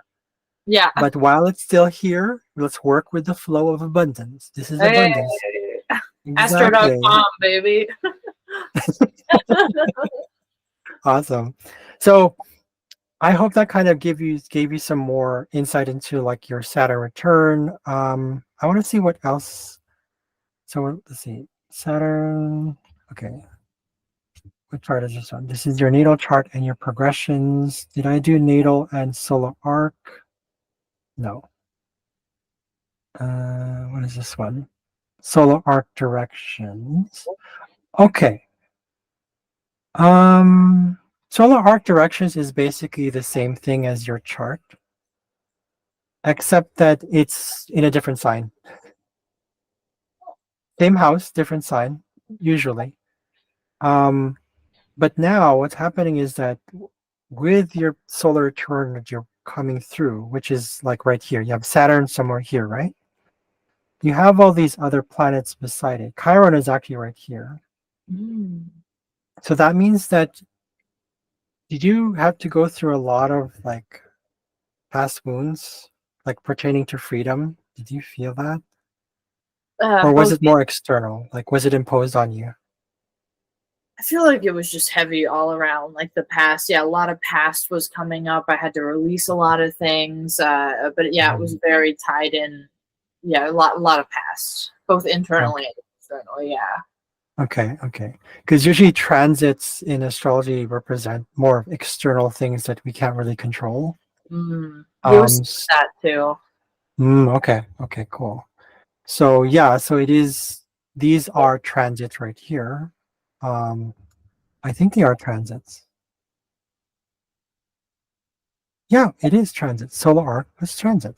Okay. Wonder why Saturn. Oh, okay. Saturn's right here. Sorry. Okay. Oh, wait. I thought you already had your Saturn return. Oh, you had your Saturn return on your birth chart, but with the solar arc, because now it's more like it's no longer retrograde. Okay, get it, got it.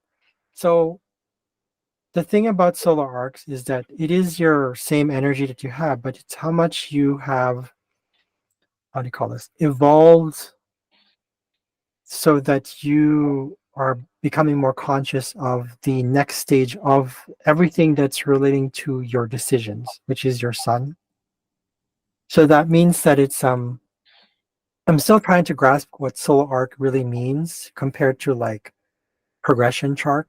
Mm. The good thing about progression charts is that not only are they predictive, but they're also like they're good for like in terms of becoming aware of the changes that are happening at a more conscious level.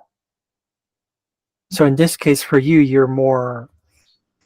you do have limitations with like certain like freedom, anything to do with like being yourself, being a pioneer, being a leader, pertaining to like the sixth house. So taking charge and taking care of yourself has become sort of this process that you had to most likely like commit to, but bit by bit, or at least you started to do that.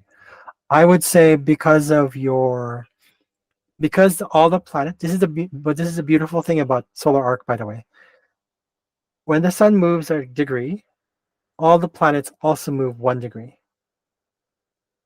They're all easy to calculate. So that means that if your Saturn was in, I don't know if I could hold on. I think it's easier with the sun. Sorry.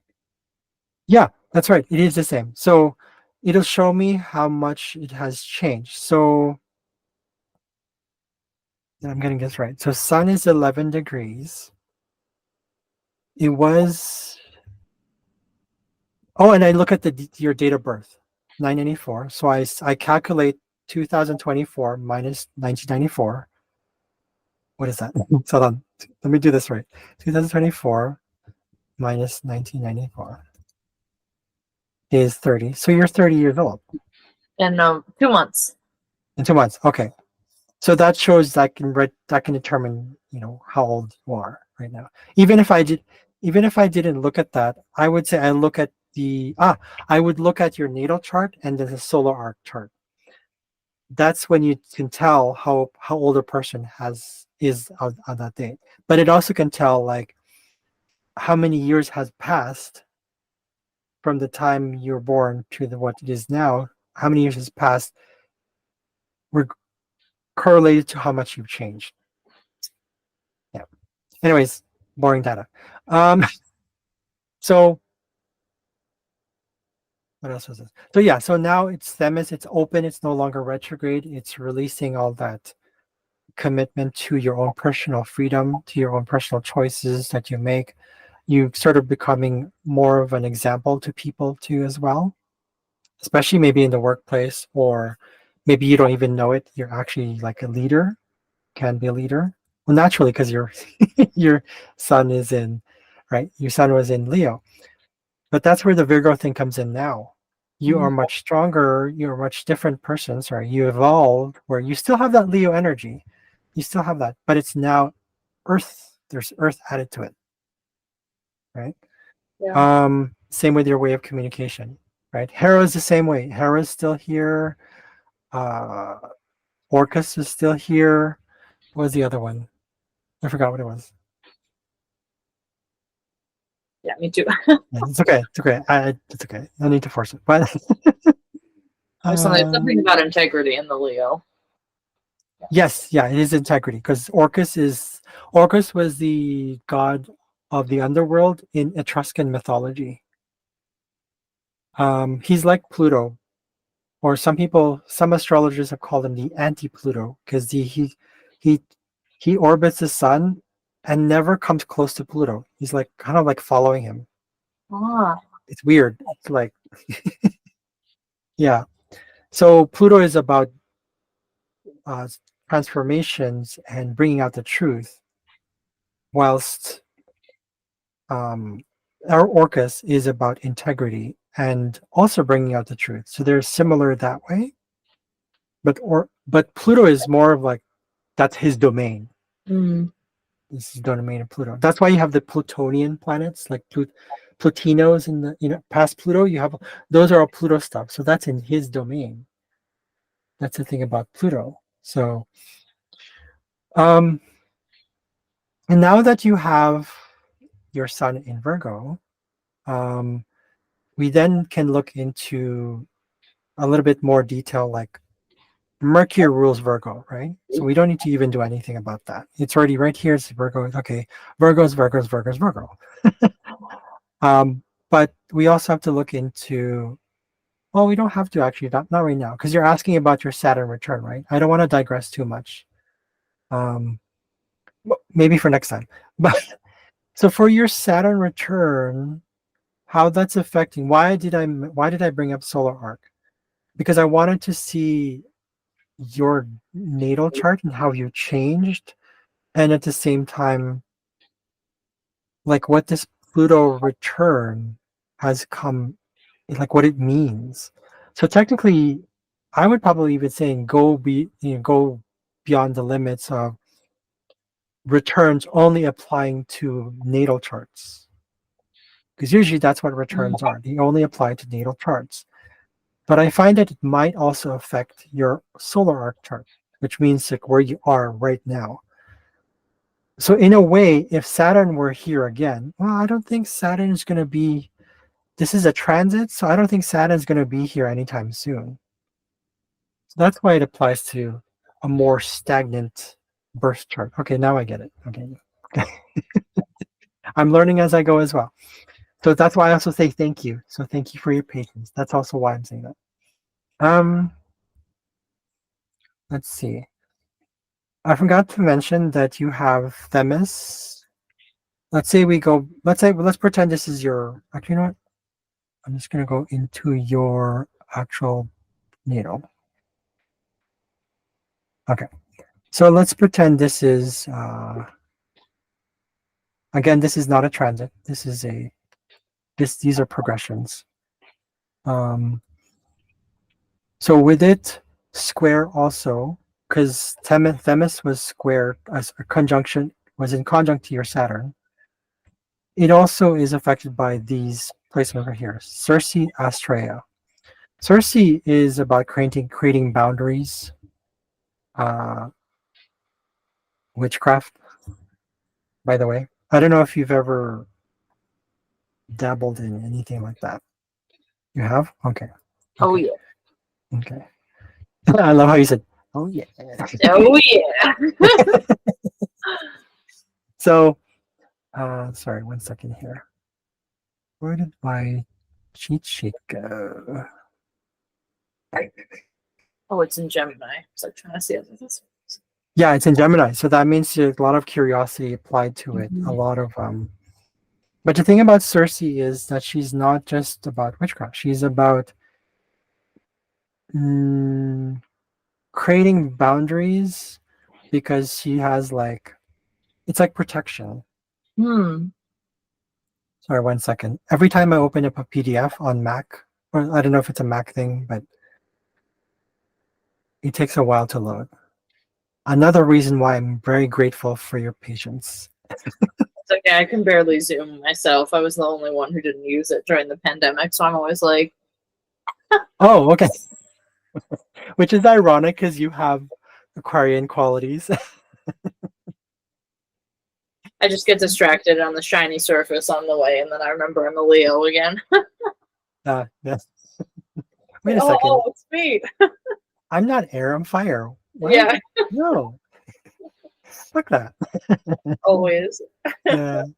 So, okay, so Circe is magic, manipulation, transformation, transmutation, unexpressed power, Mm, actually. She also can be about vindictiveness, not to be negative. I'm just saying it's shadow magic, okay. willpower, persuasion and truth. So seduction, enchantment. So she's the type of witchcraft that deals with potions, elixirs, enchantments, gems, that kind of stuff. She's a little less diverse than Hecate. Hecate is like she's it. She's Yeah. it. Also with Lilith. Lilith is similar. She was also kind of a witch too. So, but these three, Lilith, Circe, Hecate, and even Moira, I would say Moira is kind of more like Oracle. Yeah, but similar. Yeah, but Hecate is the one that's well-rounded. She was the well-rounded. She's multi-talented. Like Apollo. Apollo also did magic, but Mm. he was more like poison magic. I don't know what it is. Apollo's weird. But so Circe is that, but she's also about I wrote down here. So yeah, here we go. Seduction, witchcraft, power within, animalistic regression, or reverting, going back to lineages, feminism, and I discovered this I think recently. I think she's dragon energy Ooh. or archangels. I'm not really sure because she's about protection. There's something about her representation. I don't know. Necromancy. She's also about necromancy, herbs. Um, so with it in the ninth house, originally in your birth chart, conjunct Astraea. Astraea is about liberating values, purity, um, choice and free will, denial or acceptance, or denial, resistance, or acceptance, equality. Because Astraea, where her story is that when I think there was a story on when the golden age, so when people started to become lost, when humans started to become more egocentric, she left that. He just escaped. She just left and says, "Oh, I don't want to deal with this." So it's kind of a denial of the ego. There's a part of her that is like, "Oh, I got to be pure. pure. There's a part of us that's got to be pure and just got to be Mm. like, it's like perfect. Like it's kind of tied in with the ego as well, right? So there's a part of her because it's fearing. It's all about. She's really all about like justice and love and purity and morality and freedom and morality, yeah, and values and integrity, of course. But it's kind of an escapist sort of energy. Mm. Um, with it in the ninth house. So I believe that maybe there is a resistance to higher education. Maybe you kind of created your own little circle, and in a way, maybe you self-educated yourself.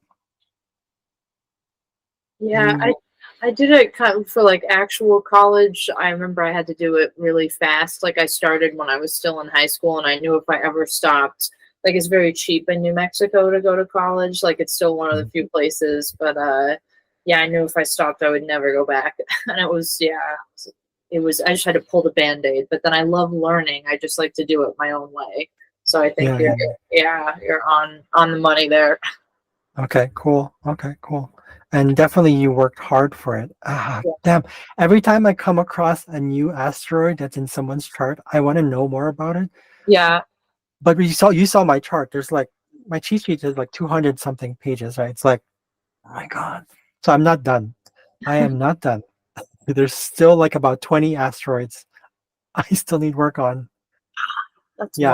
wild. That's a Yeah, wild. that's okay. It's part of the research and Yeah, it's half yeah.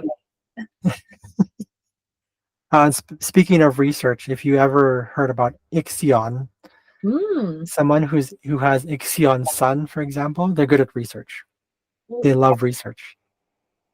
Very hardworking, like with research usually. Usually something like that, something to do with that, and the weather. Anyways, just side note, side whatever.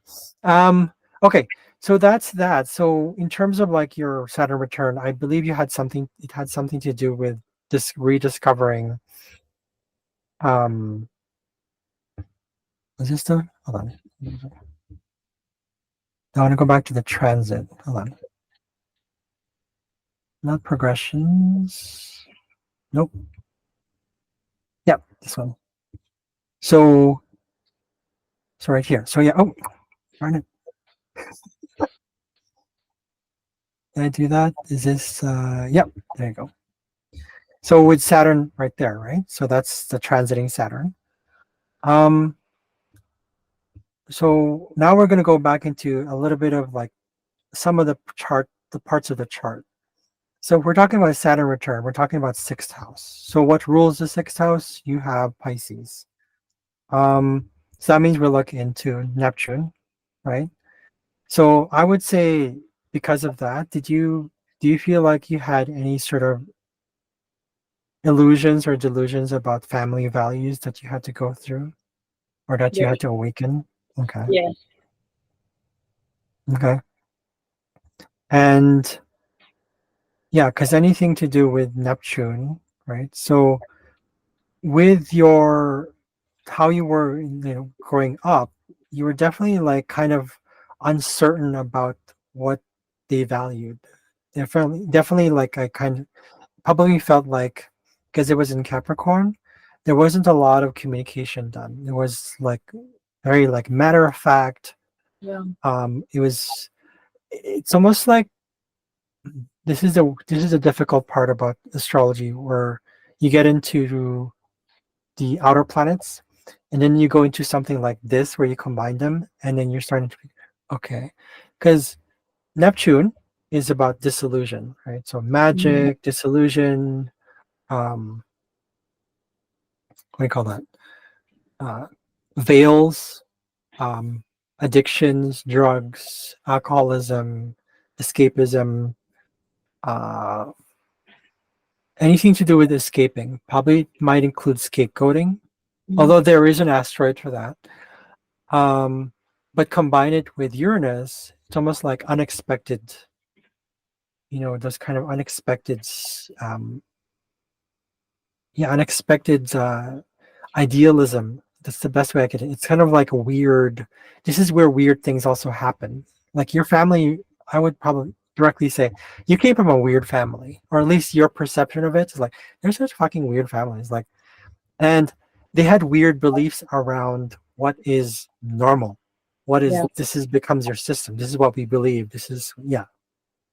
So, but it was in retrograde, and you had to internalize your own reality and your own weirdness, and like, what does it mean for me? What does it mean to be this way? And so you had to process your emotions through the ups and downs of your emotions by working at something that you felt very much in connection with, and that became part of your career, your vocation in a certain way, because this is the 10th house, or at Mhm. least how you appear to the public. And because you have moon in Cancer, it's like you hide. I don't know about now, but I'm sure your moon is in a different place now. But it's still like you still had hide your emotions to a certain degree. It's like you're only open to it unless you can trust someone, right? You don't open your heart out. You don't open your emotions out to others unless you can trust them, unless they're part of your circle, your inner um, connection. Like it has to be. It's a codependency can become a thing. For sure, for sure. Yeah, Yeah. I definitely have had that.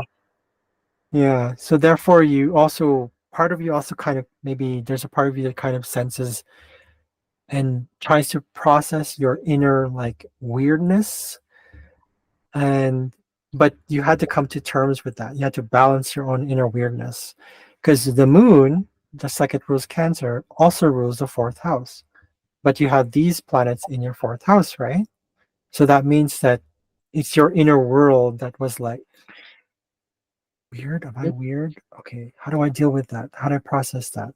And so you had to. There are a lot. That's why you hide those emotions, because for the fear of being ridiculed, Mhm. being seen as this kind of like, right, out of place.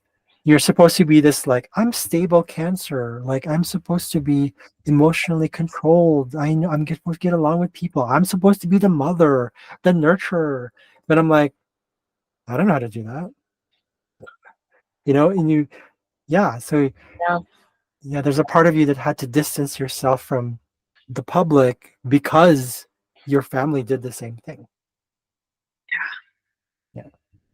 Am I hitting buttons? Sorry. Am I hitting sure. No, nerves? it's like I'm in my because I have this very public persona, but like I'm a hermit, like in human design too. Like it's a brutal combo, like Yeah. manifesting generator. Because I have my major codependency, but like as a comedian, I kind of was the opposite. Like I can talk about my trauma publicly, like it's no big deal, but then that was like killing me on the inside. I was a hilarious comedian, but it was like, ugh, all the time. Uh-huh. Uh-huh. So I think I Uh-huh. have to like learn to do what you're saying. Like that's why I got a heart tattooed on my sleeve. So I was like, stop letting everybody in. Yeah. You have to protect it. Yeah. Yeah. That's right. That's where your Circe comes in. Right. Mm, Because Circe actually you also had Artemis here. Forgot to mm, mention there was Artemis here somewhere. I forgot. Artemis is also not just about nature and being free and wild, but Artemis doesn't like to be chased. I have Sun Artemis conjunction too. So I'm like, nope, don't chase me. It feels uncomfortable. It feels like, what do you want? yeah. There's a sense of virginity as well to it, like a sort of preservation of like, no, no, you know, I Yeah. know. So I can understand. So you have that in your 11th house. So it definitely shows up like among friends. You're probably also very humorous. You're most humorous with your friends, right? Yeah. Yeah. Yeah. But that's also the circle of that's the area of your life where you might lash out. Mm, um, but right now you have, because it's a transit, you have Apollo, Astraea. So Apollo's right here. It's conjunct your natal Hera, right? And then you also had Urania. No, Urania was here. You had Orcus right here. So Astraea, as we mentioned earlier, is about what is that one? Liberty, feeling free of like what is real and what's not. She's also, oh, here we go. So justice, purity, and away from corruption. But it's because when we run away from corruption, we end up resisting it, right? Mhm. So that's part of the shadow of Australia. Um, she, this also ties in with, because it's in the 11th house. 11th house is also called the house of your employer's, like your paycheck. Oh. Um, so I believe you get money, you get paid through being a comedian, right? Yeah, ideally sometimes. Sometimes. Okay. So it's Yeah. not really your career, but I mean, yes. Yeah, it's tied to it. It's how you, it's part of your, it's the love you receive as well. Yeah. 11th house is the love you receive. Mm. The opposite house, the fifth, is the love you give. Explains why, because Leo wants to give love, but give me attention. I'll give you love. Attention, love. That's Yeah. the thing. Yeah. Yeah, yeah. It carries on from that energy of Cancer, which is a bit of that codependence. It's Mm. not codependence anymore, it's interdependence. With Leo, it's interdependence. Yeah. So, um, what else is there? So when it comes, I don't know. Oh, it's I didn't write down comedian, but I'm just wondering because this is I'm going into vocational stuff here, like career wise. With your not only your Leo placement, but also the transit. Have you been experiencing, not sure, maybe curiosity and comedy, like combined with other types of vocation? I'll I mention some of them. Okay, yeah, yeah, Oh, I feel like 'cause I have I'm very what's the word multi hyphenate, multi passionate. I also think it's the Gemini midheaven, so I do everything. Like yeah, yeah, yeah, yeah. That's right. So that's the career thing. Okay. yeah. Well, Apollo is also multi-talented, so that's where it's coming Mm. in as well. So yeah, he's actually multifaceted because he can do music, he can do archery, he can do uh darn it. Of all the planets I should know is Apollo. It's right on top of my cheat sheet. Apollo is okay, so love of life, right? So music, arts, fashion, performance, prophecies. Mm. So you, oh, did you have you been losing friends for the past, say, 2 years at least? Yes, yeah, definitely. Kind of. I've been and just not even just like losing friends, but just like I find sometimes like me just being me triggers people, but then there's certain just distances, like some of my friends from when we were like living together in our early college, like we're doing different things, but it's definitely felt like lonelier. Can you see that? Is it going away anytime soon? Because yeah, I feel like I'm trying to call in new because I don't really have a lot of like spiritual friends in real life, Hmm. Hmm. and Hmm. that's becoming more of my life. So yeah, it's been a little Okay. hermity lately. Okay.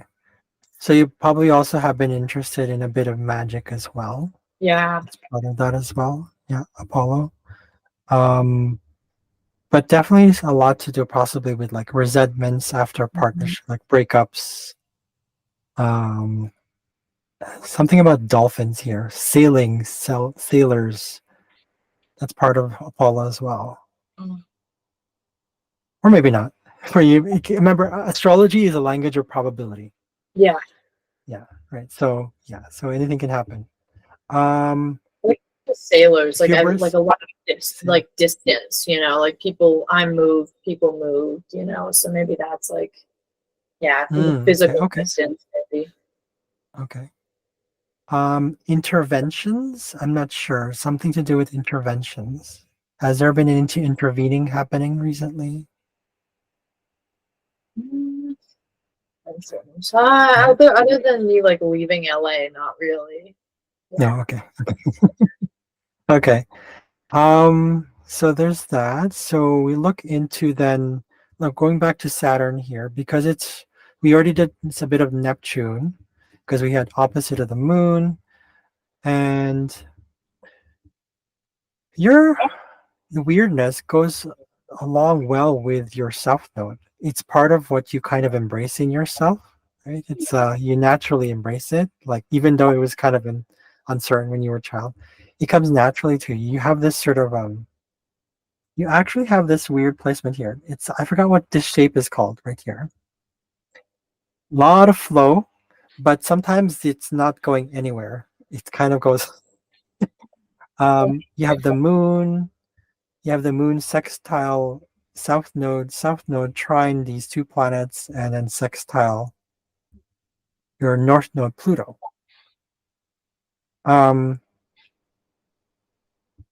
you definitely know how to process energy and how you transform through it. With the sextiles, you tend to work at it though. These are energies we work on, but it comes naturally. Like put an Mhm. effort into it and it goes boom. Okay. But the trines are aspects that mean and signify it just comes naturally. It's just natural. It flows, right? So when we're talking about planets and the aspects between them, these trines and sextiles are the ones that are more comfortable. A lot of people, when they see sextile, it's like, yay, it's comfortable. Yeah, I don't look at those first. I look at the red ones first because it keeps us awake. It challenges us.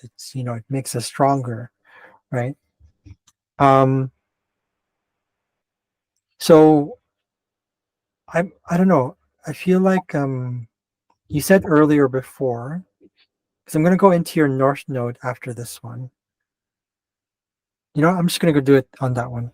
So you have your okay, sorry. So Saturn was in Pisces, even with the Saturn return, because we're looking at it right now as of today. We also have to look into Jupiter, which then trines with your Saturn, right? So naturally you have this strong belief in, I would say, as long as you work hard for your money, at least when you were young, you used to believe that. It's like, I'm going to work for my money. I'm just going to go with it. I don't care. Um, and you had this very stubborn approach to it, right? There's where the water comes in, but it's like icy water. Um, and usually Saturn in Pisces represents an absolution of breaking down of systems um, because it's water. Um, but in retrograde with Saturn, it also signifies it's almost like you had to break down the system, your own belief systems, especially the Mhm. unconscious ones. And that kind of helped you flow a little bit more. Then you also have Jupiter, your Jupiter was trine right here, just trine aspect right here to your midheaven. So I think that's where the comedy also comes in because Jupiter is another name for Jupiter is the word jovial.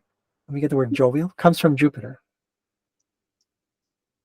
That's why you're in comedy as well. Like your comedy, you're very, you there's a bit of, it's comedy, right? You're midheaven Gemini trine your Jupiter. So how that ties in with your Saturn and your Saturn return is that it's making you feel like you're what do you need to keep and what do you need to get rid of.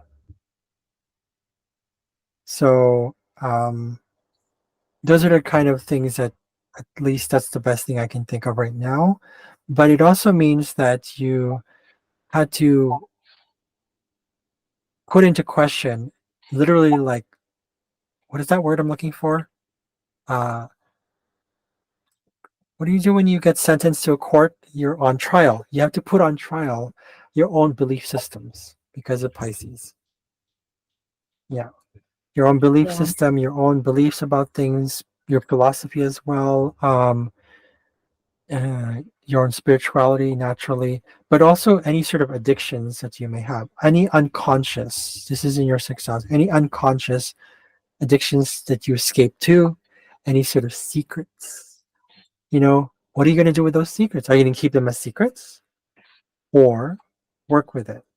Because Saturn is also the planet, he's a teacher. Mm. Saturn teaches us that when we're too conservative, things go, they go awry. It's just like it wants to explode.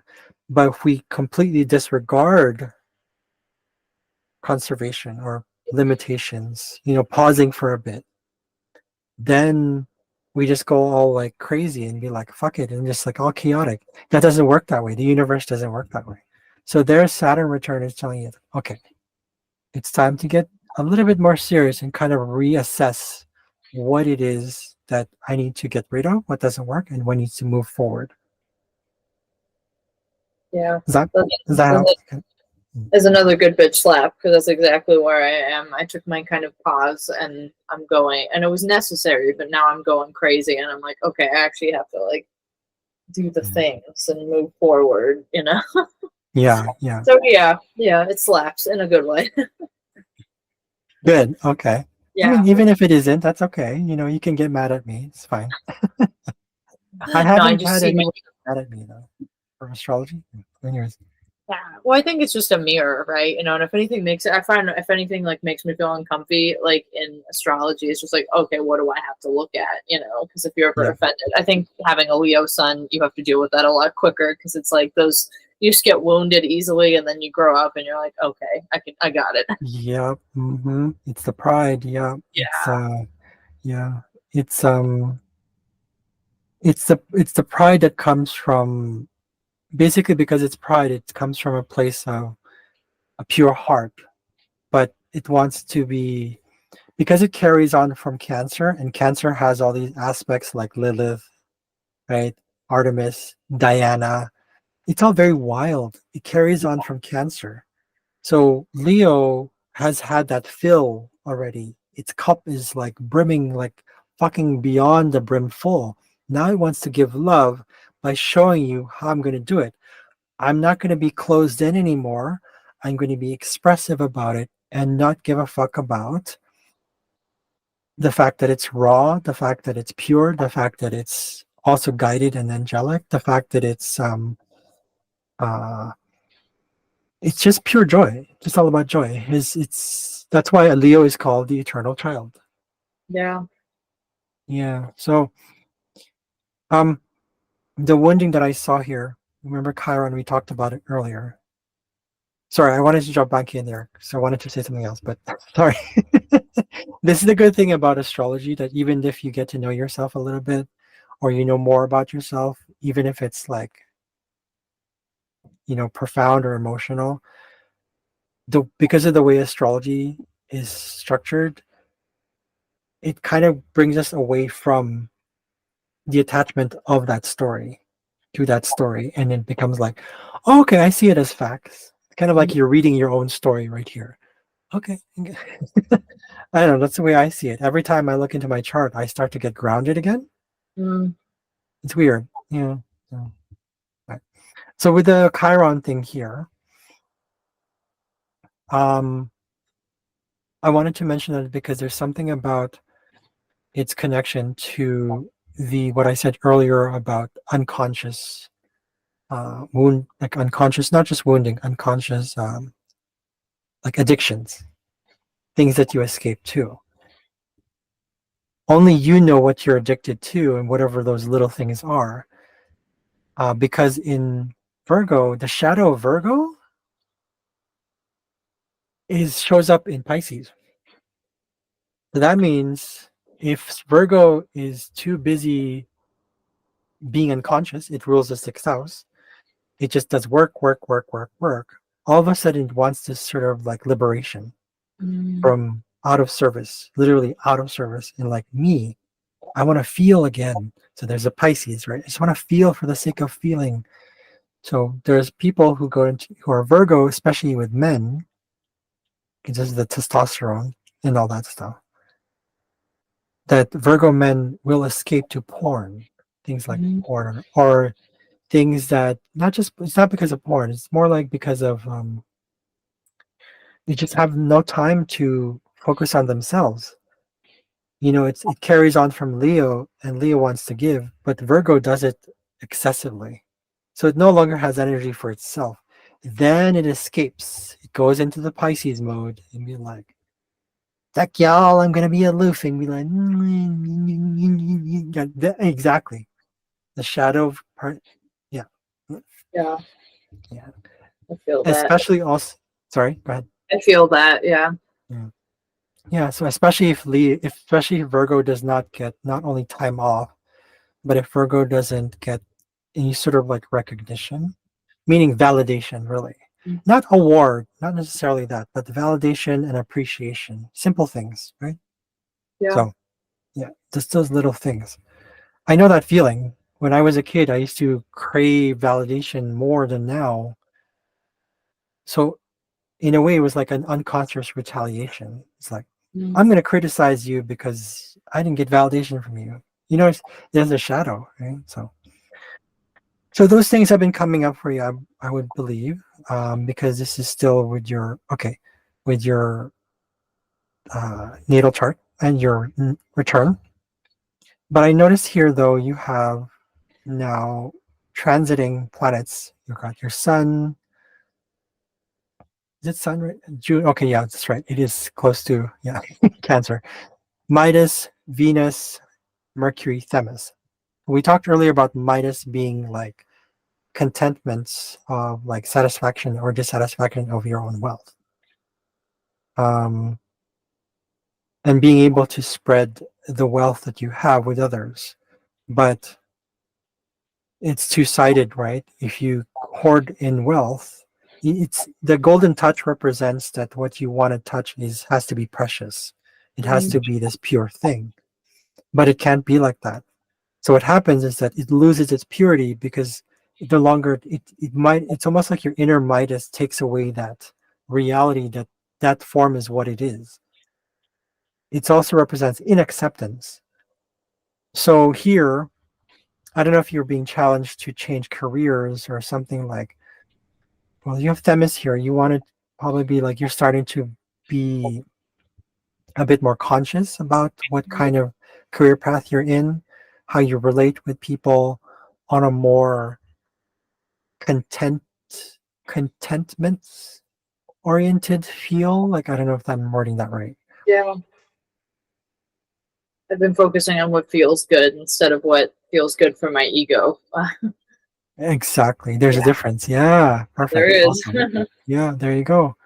So um but it could also be like attempting you might come across like, authority figures that would be like, oh, this will be the perfect job for you, or you should go into this career. But when you stick to your guns and because you have Sun Orcus, right? You have Sun Orcus right there, right there. You don't like superficiality, right? So I understand. So I don't think that'll really last, but you know, people might come into your life offering you like, oh, here's some gold, Mm. here's the pressure. Yeah.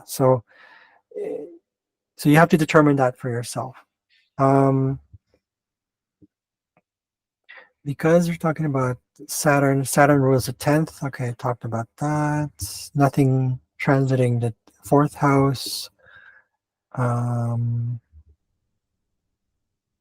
yeah.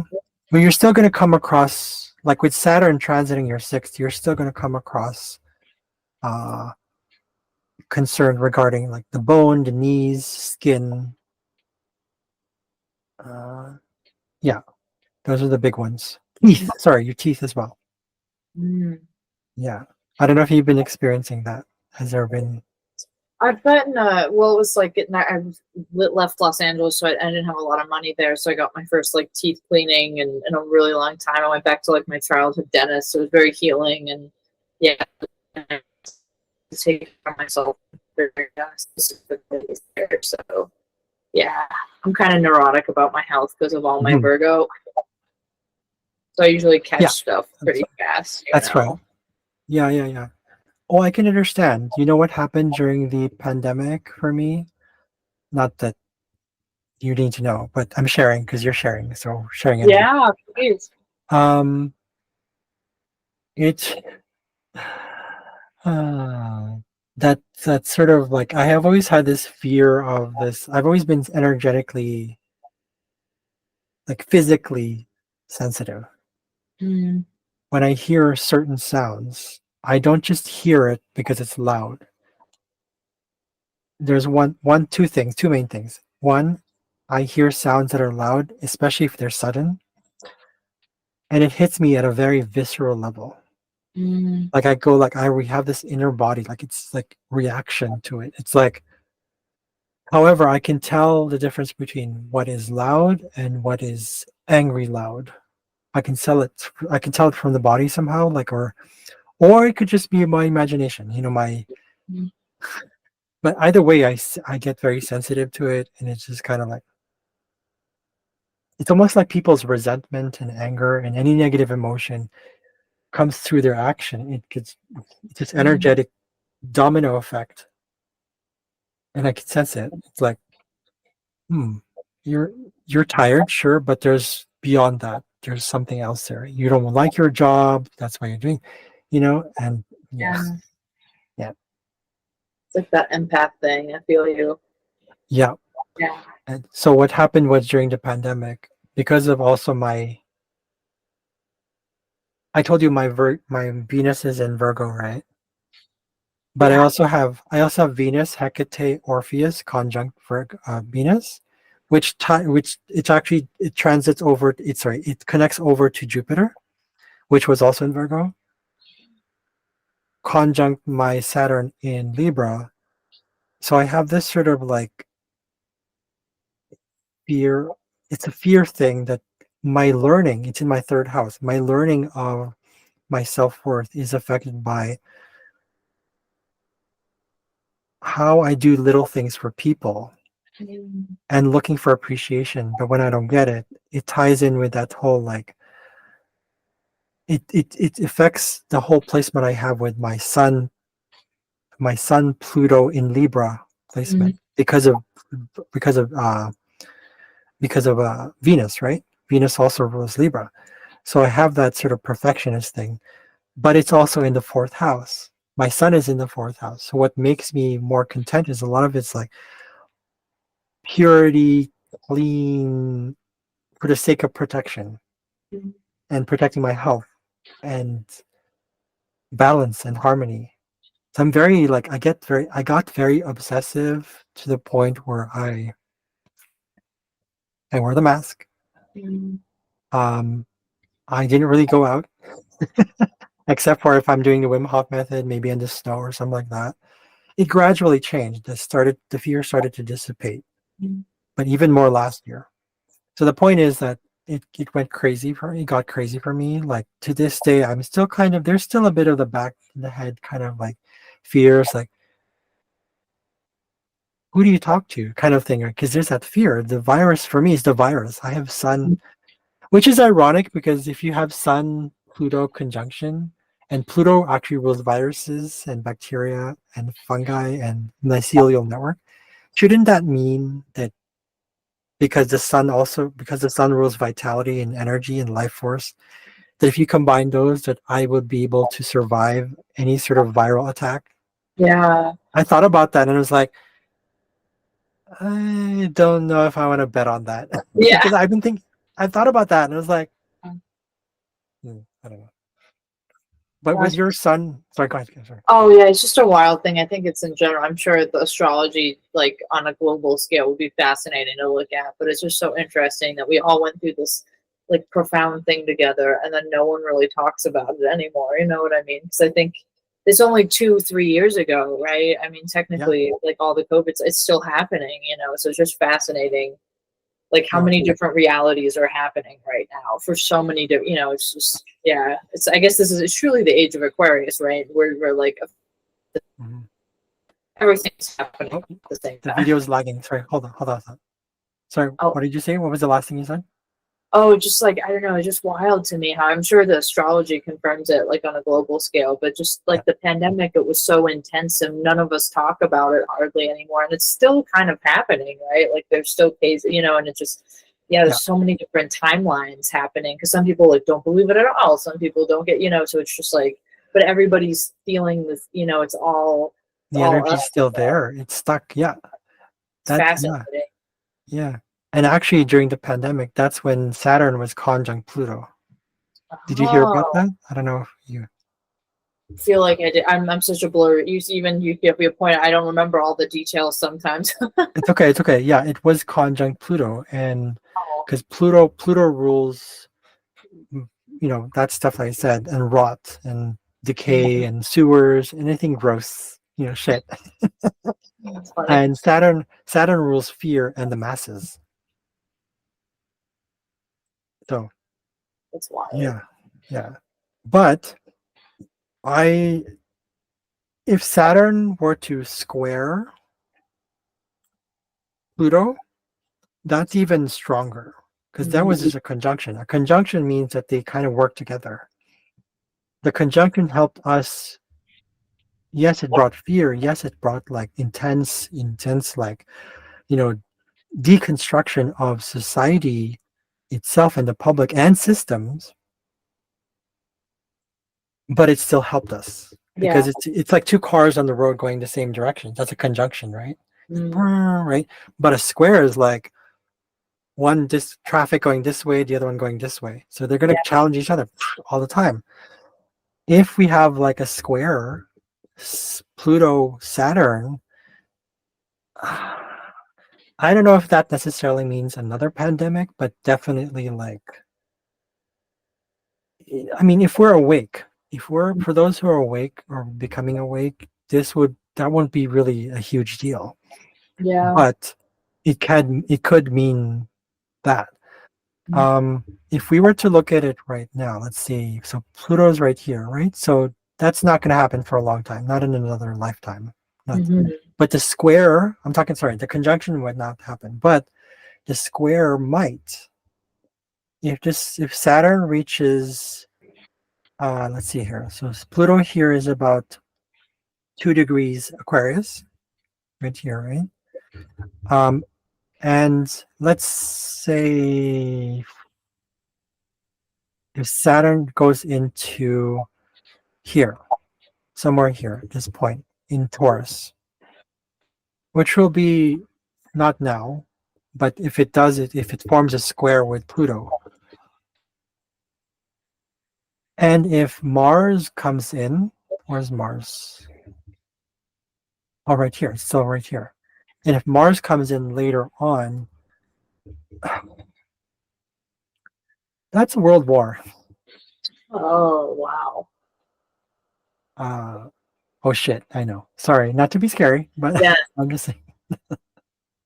Sorry, I'm not saying Yeah. that to I laugh feel like about. a lot of non TikTok they always talk about. Well, I don't know. I feel like our revolution's gonna be softer. I'll probably have to go in like 10 minutes. So if we want to segue from like World War III No, that's fine. No, that's fine. No, and that's end fine. with a bang, And with the my bang, okay. Leo and Scorpio. This has been Well, so fun okay. though. Thank you for taking the time to travel the galaxy with me. Oh yeah, no, my pleasure. It's I love doing this. Um, one of the things I didn't mention is like your North Node, which is like basically where you're headed, right? I don't know if you ever gotten a North Node sort of like reading. I've only self-studied a little bit, but I know I mine is kind of it's a Scorpio, so it's kind of it's not a chill one. Okay. So it is, yeah, it's not conjunct Pluto. So let me close this one right here. Okay. So we have, okay, here we go. Okay. Oh, that's not it. Open. Is it not closing? Let me see. Let me close that for a second. And then I'm going to open the files. Okay. And then I'm going to share the screen again. So I'll make this as fast as possible. Sorry. The good thing I told you, oh, this will take hours. Oh, I feel like Sorry. astrology is for a fast combo because there's so much to talk about. Well, there is so much to talk about. That's the thing about me. Like, I want to do it all in one sitting, but I'm like, darn it, stop doing that. Okay. So lots of planet in your south node. So all I can see is that um, a lot of issues with like transformation regarding like jealousy, dark relationships, hero the superhero sort of lust for life sort of experiences, health related stuff, and just coming to balance with that. Um, at least some sort of past life thing. You could have been beheaded when you were in a past life. I don't know because Medusa was beheaded. It's part of that.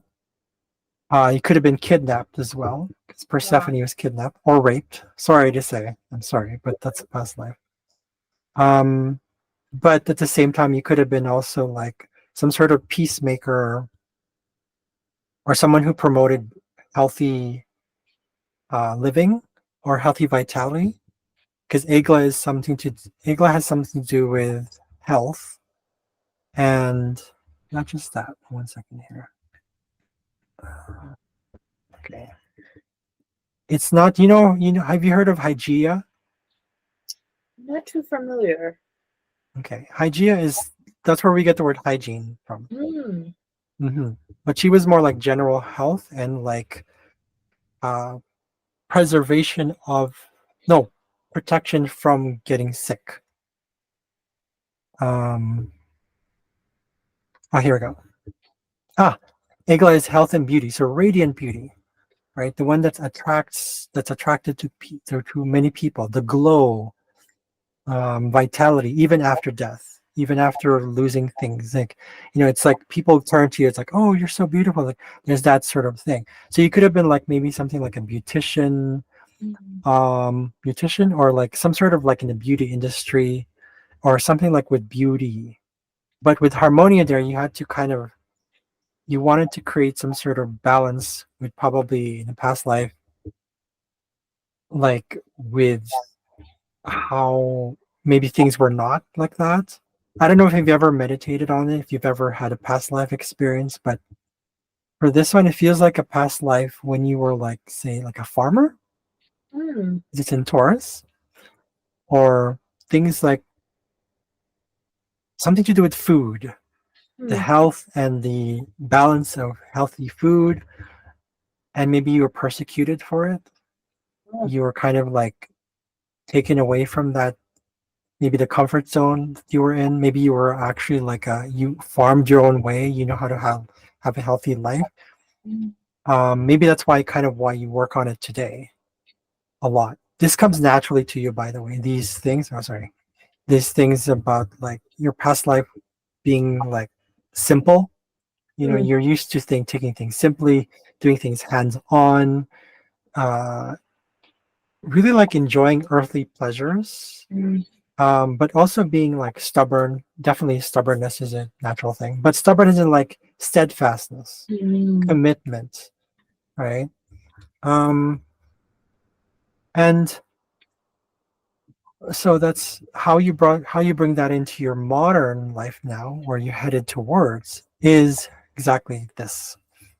Kibi is you're trying to discover your undeveloped skills, or your hidden talents, things that you haven't really learned about, which is because it's in Scorpio. It's that whole magic thing, that whole it's power. It's really rooted in power, right? Being in control of things and learning to work with that energy, but more importantly, being powerless. That's one of your gifts, right? Coronas in Scorpio, I like this one because it means that maybe if you tap into your darker side, I'm sure you do, but I mean, like, we're talking like, tell me about that. What's you have like a few minutes left. What Yeah, are it's your? so I didn't talk funny. about Cyrene here, but later. Yeah, go Yeah, ahead. I know. You got to tell me about the sexy siren. Yeah, it's just funny. Even my nickname at when I was in LA, I used to do yoga at the Hollywood Forever Cemetery, and my yoga teacher nicknamed me Dark Joy. So it's and especially being named Happiness too, like that dark empath thing we talked about in the beginning. Like I very much resonate, and I could see how that really scares people. But we all have, these shadows within ourselves, and I found it's just getting more and more fun the more I stop judging the shadows, but not giving them the keys to the car. but just like Yes, integrating them, because I've always tried, no, no, no, that's absolutely. not me, that's not me, that's not me, and I was like, oh no, it is very much me. And yeah, so I'm integrating all that, that I used to try and be like, no. So yeah, dark joy, I kind of like it. There you go. Yeah, that ties in with the Chiron that rules Virgo. Chiron Mm, is integration. mm, So that's one of your key things, I think. And I think you're going through it now. Yeah, yeah. you are going through it. You're actually, it becomes part of your identity. It's kind of reintegrating all the ego parts of yourself Mm, into the whole piece. And since you mentioned, we talked about Teal Swan. Have you read the book Completion Process? no. Okay. Awesome stuff. I think it's really, it's deeper, it's a deeper shadow work that I've done before, and I love it. It's Cool. I'm still going through it though. But yeah, it's I love the fact that at least I'm trying to go through this healing process. So, and Mm, you're doing the same thing actually. You have this Sun Chiron conjunction. So, right, does it Teal complete Swan, process? the completion process.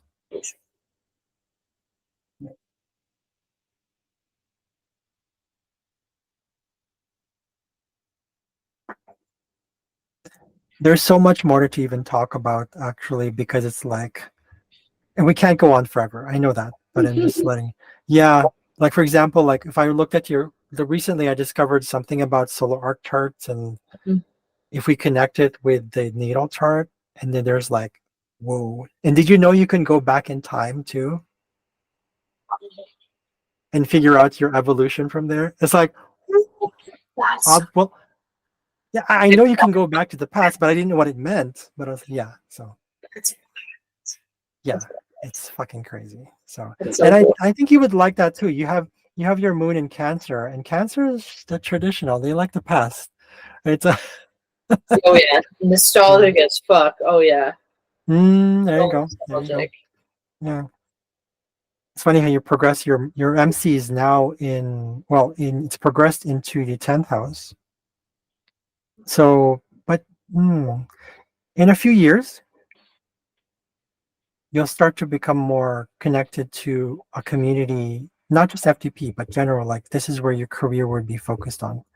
It'll be conjunct your Mercury, so something about writing. I don't know if that's already happening, but I mean, or you feel a sense, maybe a pull. I don't Yeah, know. truly. Yeah. So that's that. So with your progression with the North Node right here, that's where you headed towards.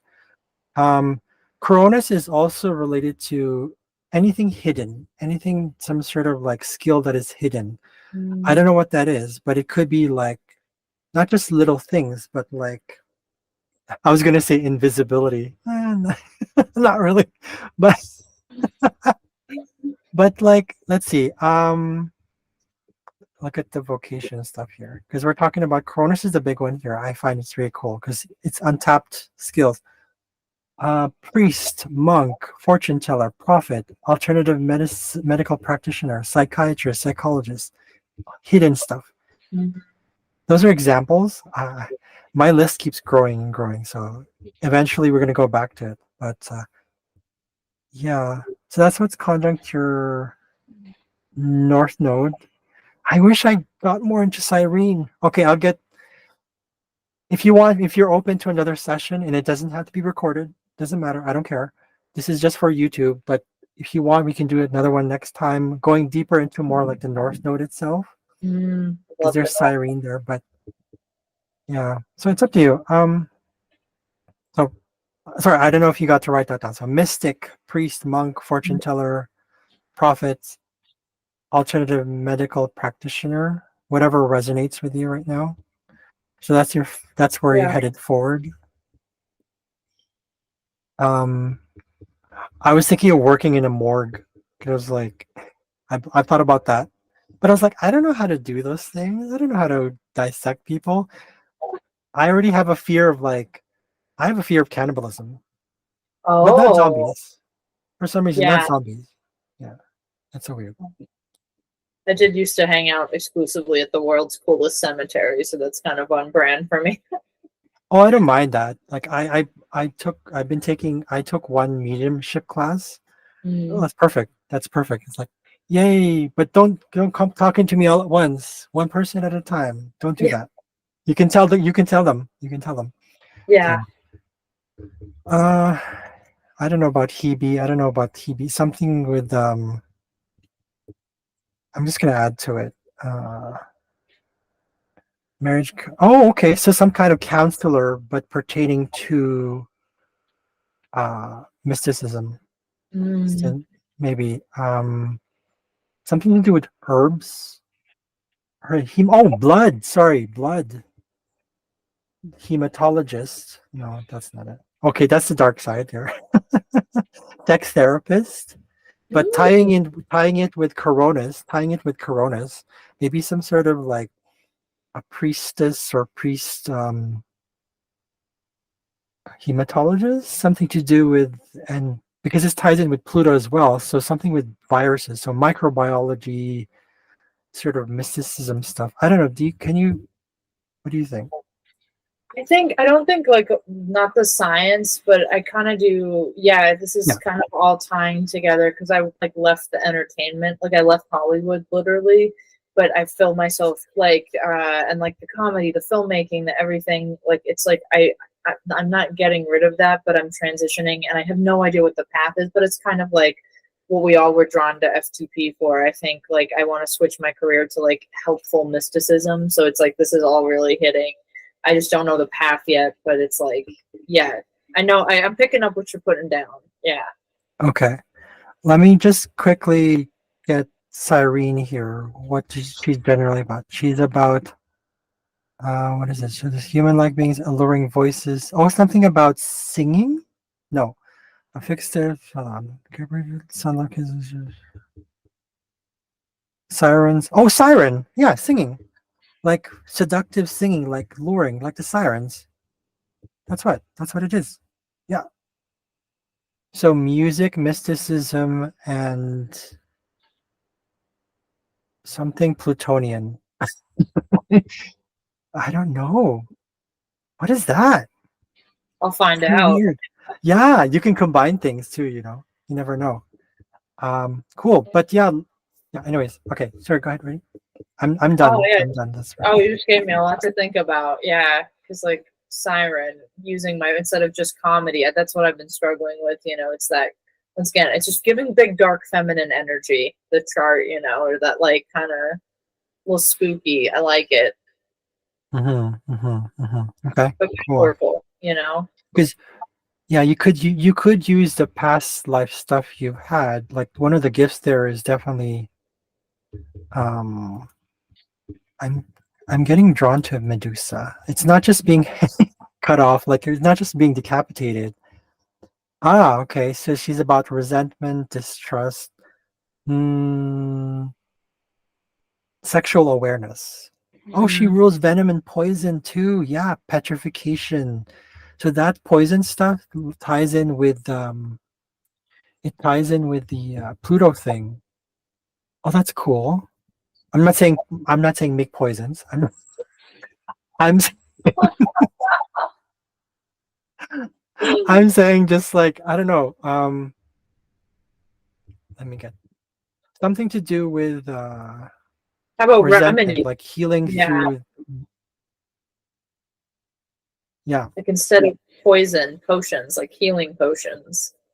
yeah, that's right. Like maybe that would As be a the simple positive. like yeah, because it ties in with also with Aglo, which is like radiant beauty, right? But she's also ties in with because it's health. So yeah, potions, remedies, this kind of stuff. Persephone.